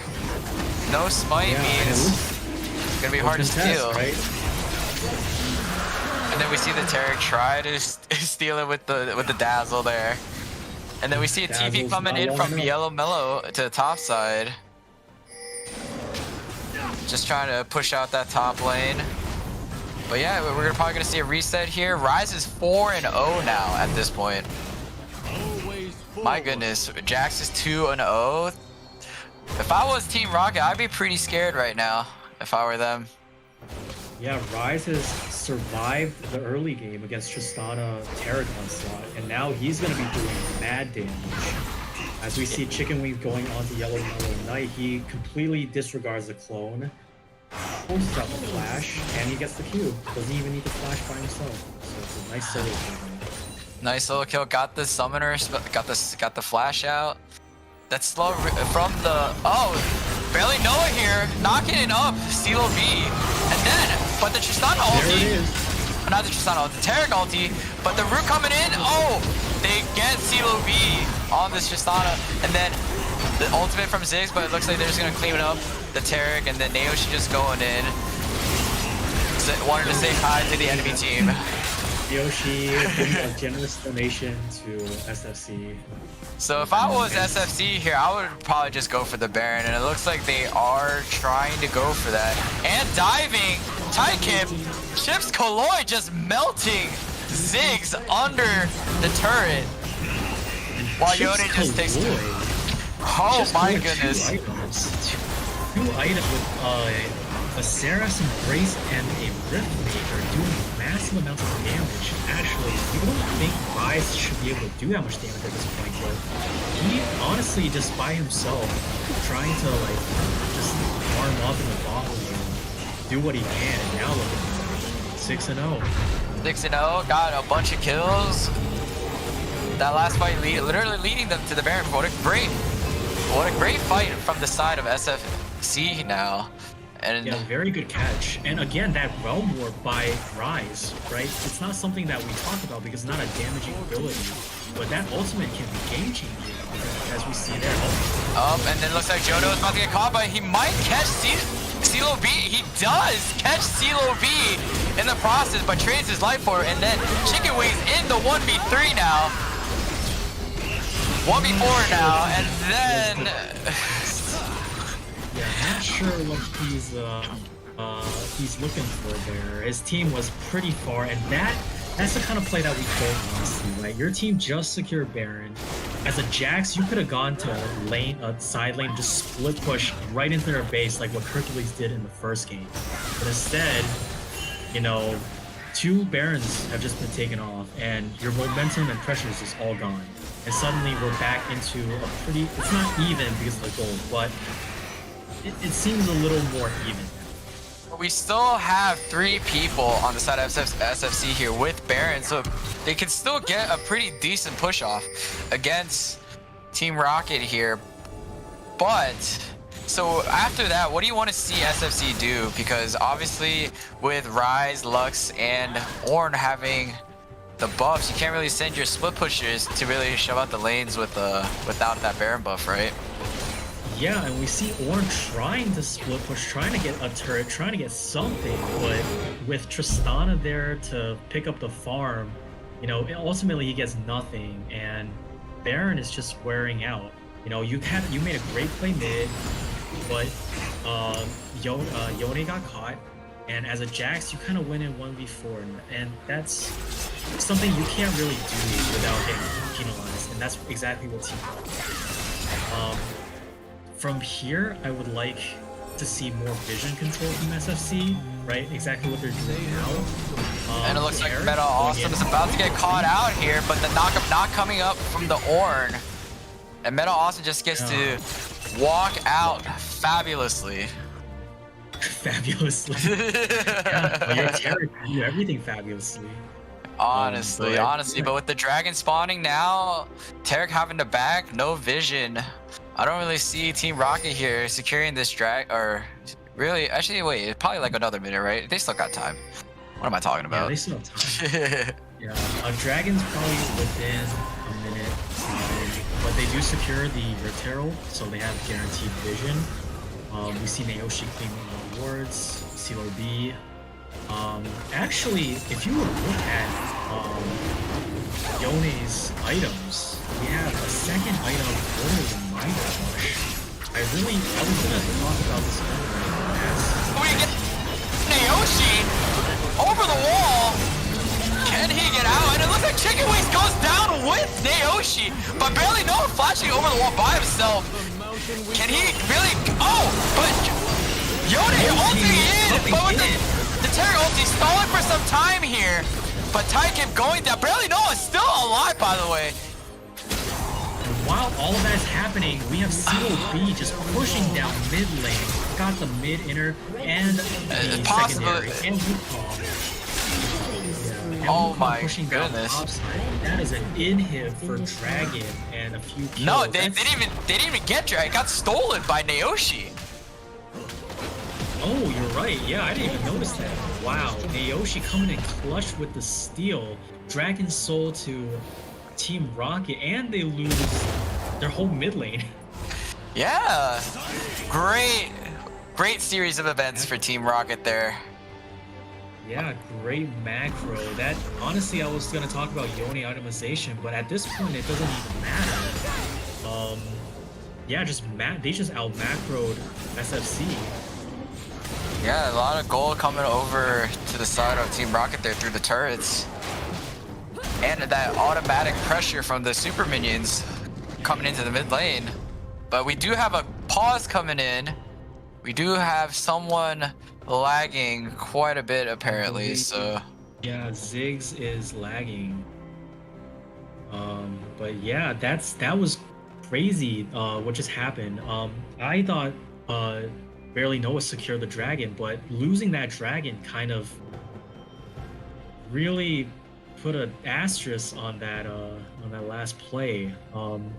Definitely not what they wanted. Yeah, especially with that Infernal Soul, where we were talking about it earlier. You don't really want to go up against a Tristana, a Ziggs, a Vi, right? With that Infernal Soul dealing all that extra explosive damage, right? Mm-hmm. But here now that they got Infernal Soul, you definitely want to send your split pushers in, right? And probably try to get a Baron. When's Baron going to be? A Baron's probably up in another few minutes or so, right? Yeah. So where do you see SFC here? They got a bunch of kills. They're still up in gold, but Team Rocket has the soul and possibly more map pressure over SFC here, despite the goalie. So what do you want to see SFC do now after the series of plays that just happened? Honestly, I think they have a better grouped 5v5, or at least a 4v4 if Jax is split pushing. So maybe I want to see like a 1-4 with Jax at the top or the bot lane, and the other 4 grouped mid, or another probably mid, because you have no inhib, so you want to counter push them. I want to see them use this Yone, who actually just spiked now with his Infinity Edge.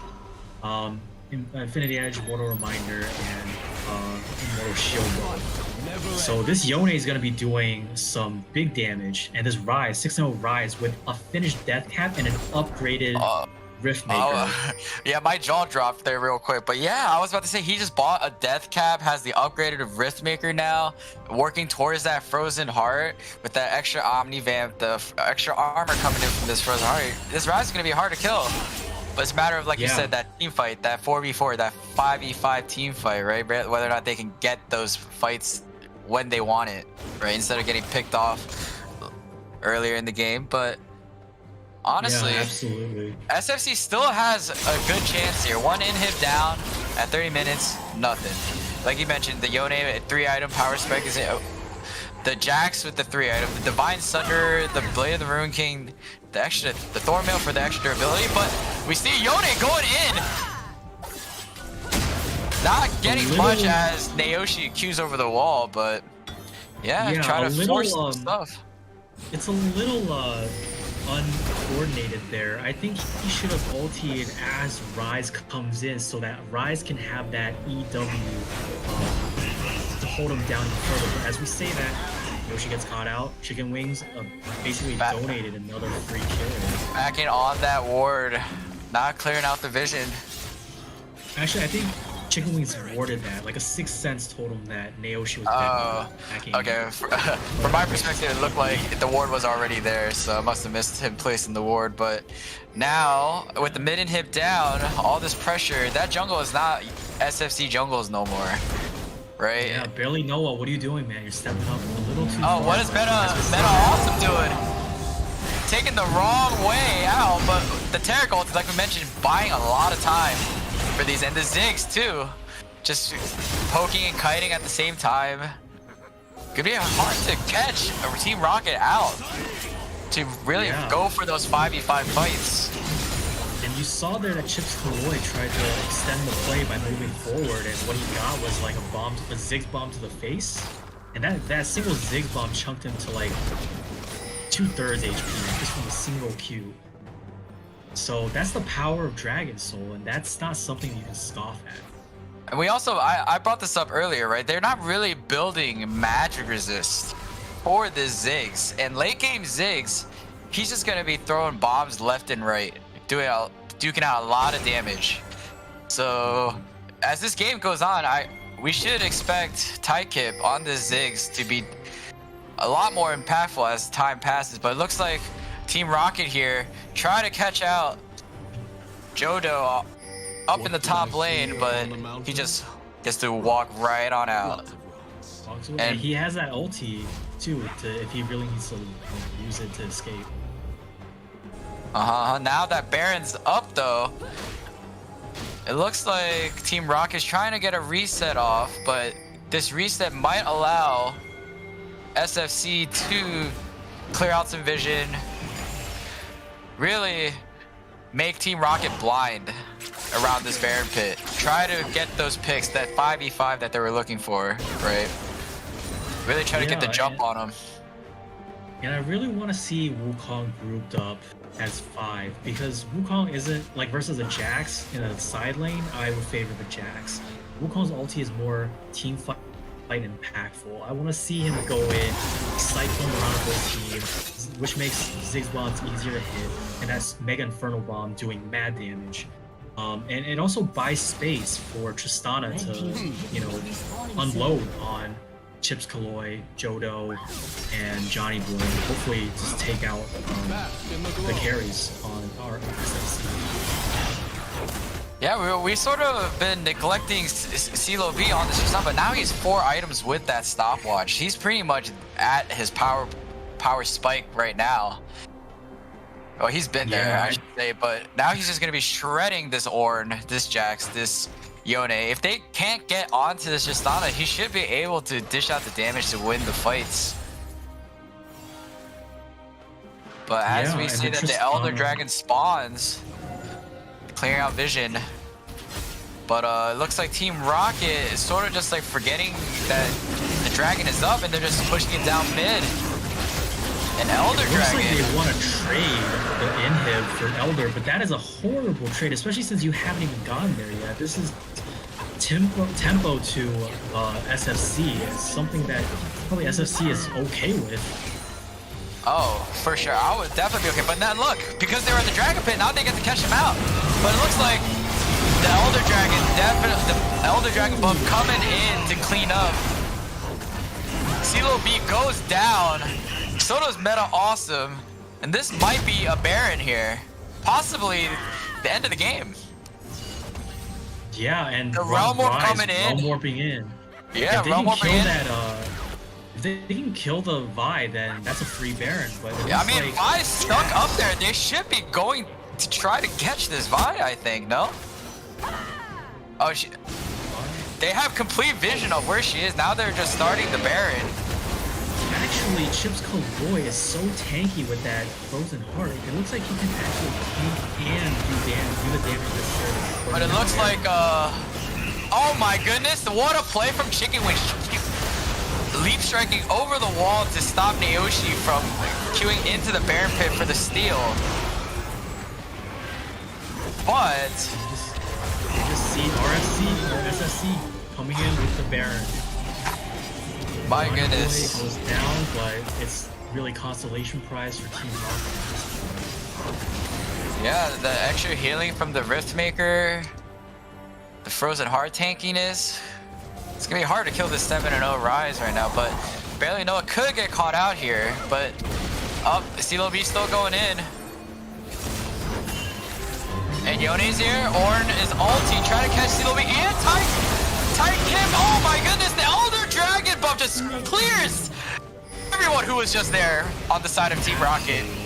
My goodness. Literally, they were, I think that must have been like, what, half a second, maybe a second where we saw them on the screen there, like, but now they just go push down mid for the, get the inhib, possibly even end the game. They got Baron and a little bit of Elder left, and it's nuts. Yeah, we see Team Rocket just completely disrespecting Elder. Like, when the opposing team has Elder buff, you can't fight. That's not a team fight you're going to win. It doesn't matter how much gold you're up, but the thing is, they're not even up gold. So I'm not really sure what's happening here. If, like, you know, they're misplaying or they think they're stronger than they are. Especially, like, even if you just press tab, you see that the Rise is 8-0. You see Yone's 10-4. You can't go in there, guys. Especially, also, the gold lead is also misleading because, especially with Ornn upgrading your item, that's more bonus gold in stats that you're getting. So it may say like it's at 13k, but it's probably like closer to like 15, 16k, right? And it's just like, how do Team Rocket come back from this? And it's not just like, oh, just 13k. 13k is an insane gold lead. It is a mountain. It is an insane gold lead. Almost insurmountable. Almost.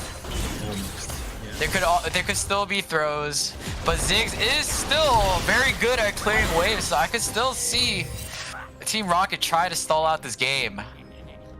Yeah, but the question comes, if they do stall out the game, do they have the advantage, or does SFC Telecom hold the advantage? Because I find that the scaling to both teams is similar. Honestly, I might even give it to SFC, as we see Johnny Boyce get absolutely melted. Obliterated. By a 4-item Tristana. That's not even fair. My goodness, but I think this GA is about to come into the Tristana, so... And it does come in, so the win condition, your win condition for Team Rocket has some extra survivability. Just keep her alive, right? At this point. Or try to. Yeah, and look at where Naoshi is. Past, like in the opposing team's jungle, clearing out a pink ward. Not really sure if that's where he wants to be. Jodo... Yeah, we're probably going to see Naoshi go down here because Chips Kaloy wrapped around. But he might get out. It looks like he's about to get out. Yeah, W wasn't a snare, it was just a slow. So Naoshi with, honestly, horrible positioning, but managed to get out unscathed. So, you know, if you can get out, then get out. My goodness. What an escape from Naoshi there. But I don't really think... I mean, you bought some time, but what did that really net you, right? Going to their enemy jungle, like you mentioned, clearing out that one pink ward on their side of the map, right? So it's like... But they might be able to catch Jodo out in the top lane. But I think he just ults out, and it looks like Yellow Mellow Knight here. Oh my god, that Rise damage. Oh my goodness. That was one spell rotation, I believe. That was like QEQW, like for a finish off. I don't even think he used W. Oh my goodness. Well, Rise is full build just like the Tristana now. With that Cosmic Drive, you're going to be able to catch up to people even better now. Yeah, and now we're just looking at the next objective, which is Elder spawning in less than 15 seconds. So we see Team Rocket pushing top lane for some reason. It looks like they don't care about the Elder Drake. They just go full on full core press here.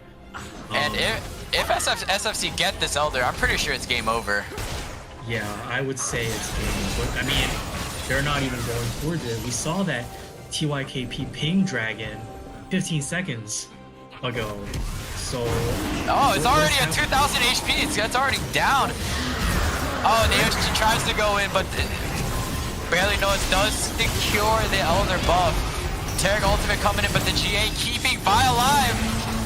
But let's see what this Elder buff can do for SFC. The Ornn all knocking up High Kit, but Chicken Wings with the flash. Kills Ziggs through the exhaust, but as we see CeeLo V here on the Tristana, kills the Lux, gets the inhib, and Rocket jumps out. Hopefully he could blast code over, get away from this Jax, because this Jax is massive. And that Dragon buff just barely ticked over, because if he did tick over, he would be. Oh, I spoke too soon. The flash coming in, but the Rocket jump over the wall gets Tristana out. Ornn's coming in from the flank. No, but they just decide to go for Baron here, which makes sense. You just kill two people, junglers down, Baron, get Baron, Baron powered minions, and then push it to end the game, right? I would have preferred if they just went for it, because right now they're just burning Elder, and they're just so strong. I would rather just take the team fight, ace them, and just win the game.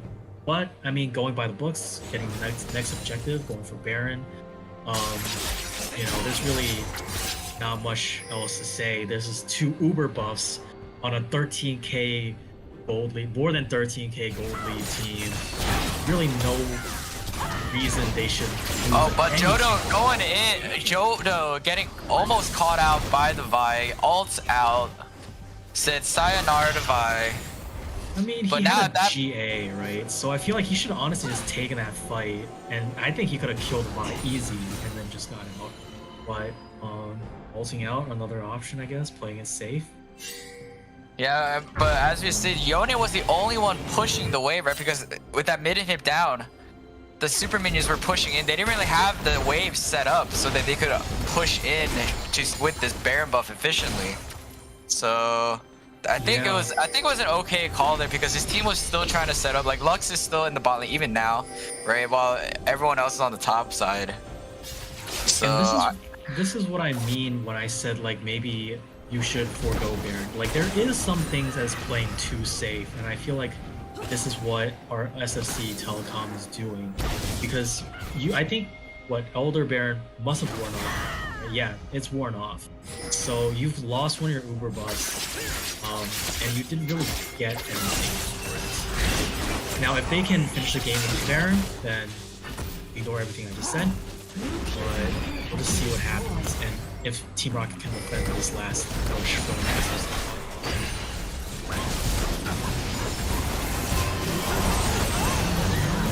Going in, knocking up 2 people. Nayoshi goes down. It's not surprising.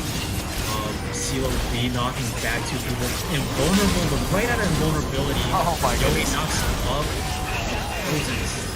Yellow Mellow Knight with the knockup here, but Chips Kaloi completely untouched on the 11-0 Rise. Oh my goodness. 2 spells from Rise. It doesn't even matter if you have the...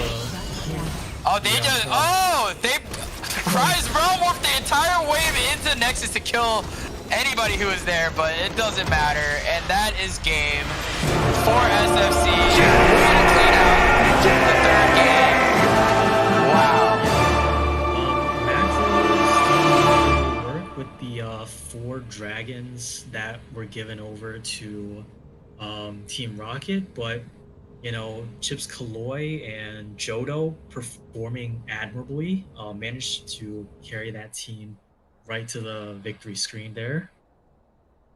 Right. Oh my goodness. Yeah, but we talked about it earlier, right? Those late game super carries of Yone, Rise, Jax.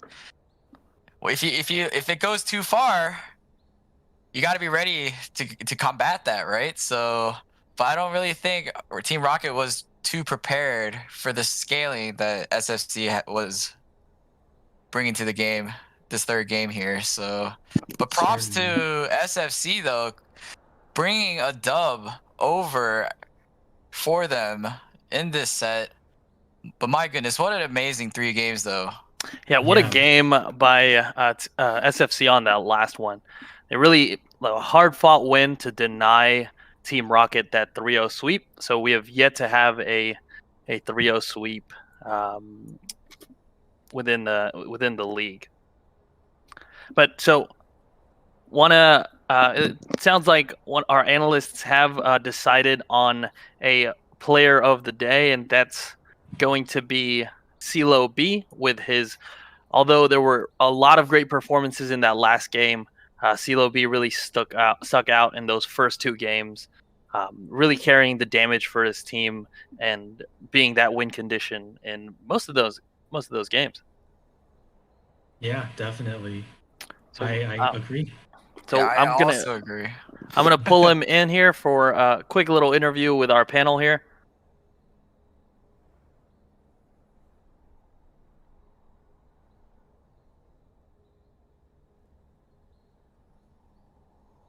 Hi, CeeLo. Thanks for joining us. Do I need to put my... Congratulations on the win. Oh, bonus? Oh, okay. Yeah. Let me get some bonus points in here.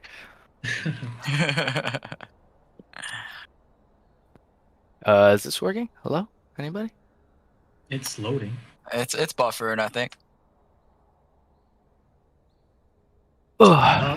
So while your camera is buffering, the question that I kind of want to ask and pick your brain is, how are the communications between your team in those first 2 games, and how is it different in that game 3 that we just saw? So a big part of it was me and Manny, Meta Awesome. We wanted to just keep a lot of bot lane pressure, just because we know that I obviously from last week a lot of people scout me on our team, and so what I wanted to do was create a lot of pressure and create a lot of opportunities for their enemy jungler to just try and focus on us, because I'm fairly confident in our escape.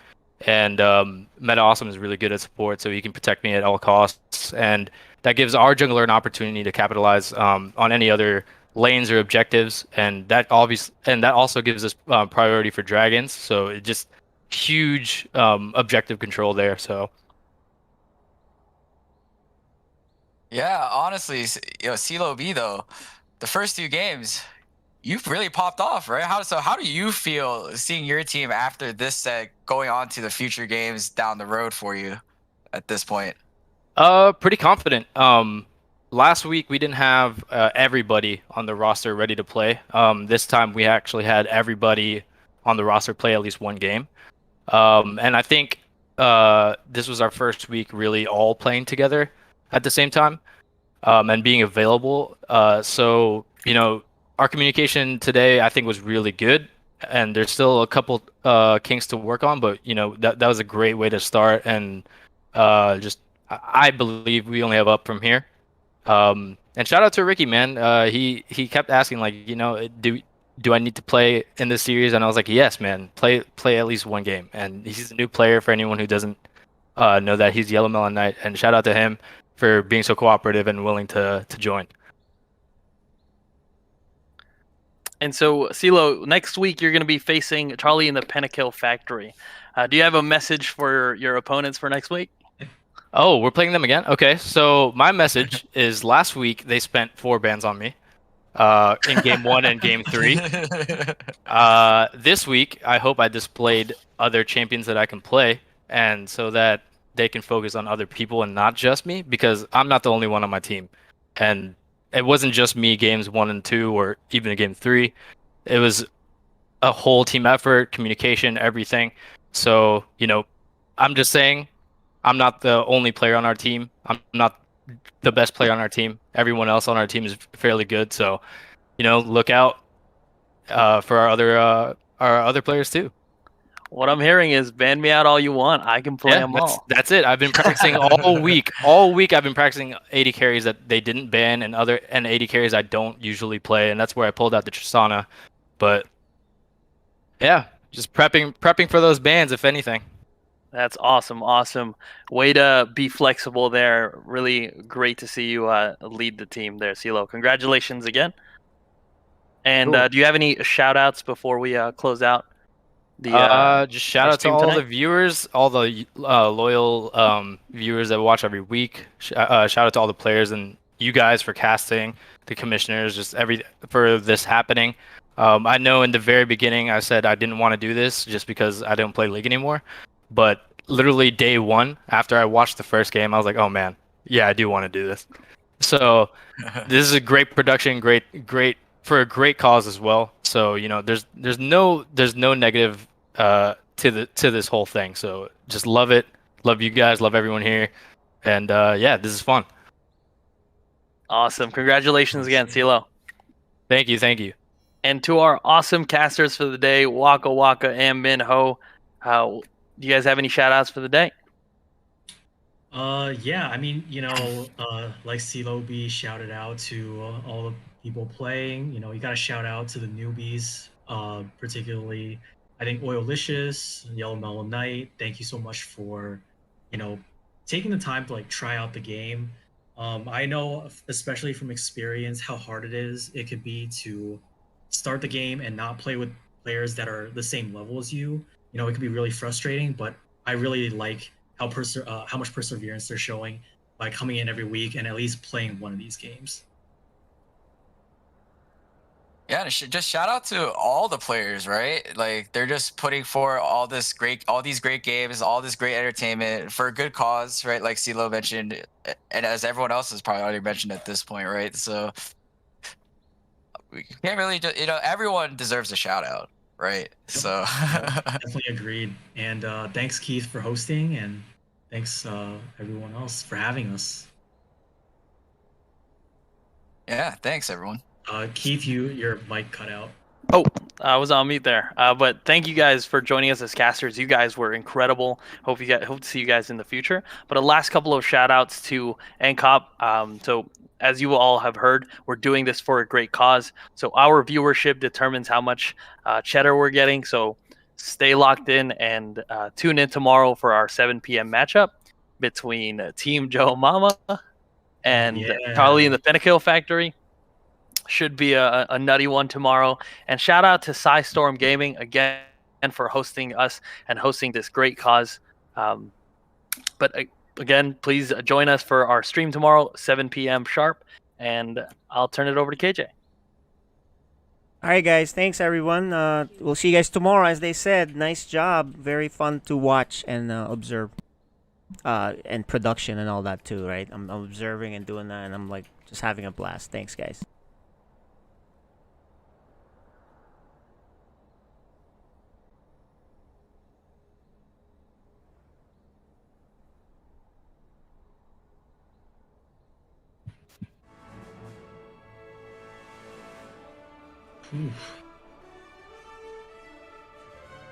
Keith, we good, right?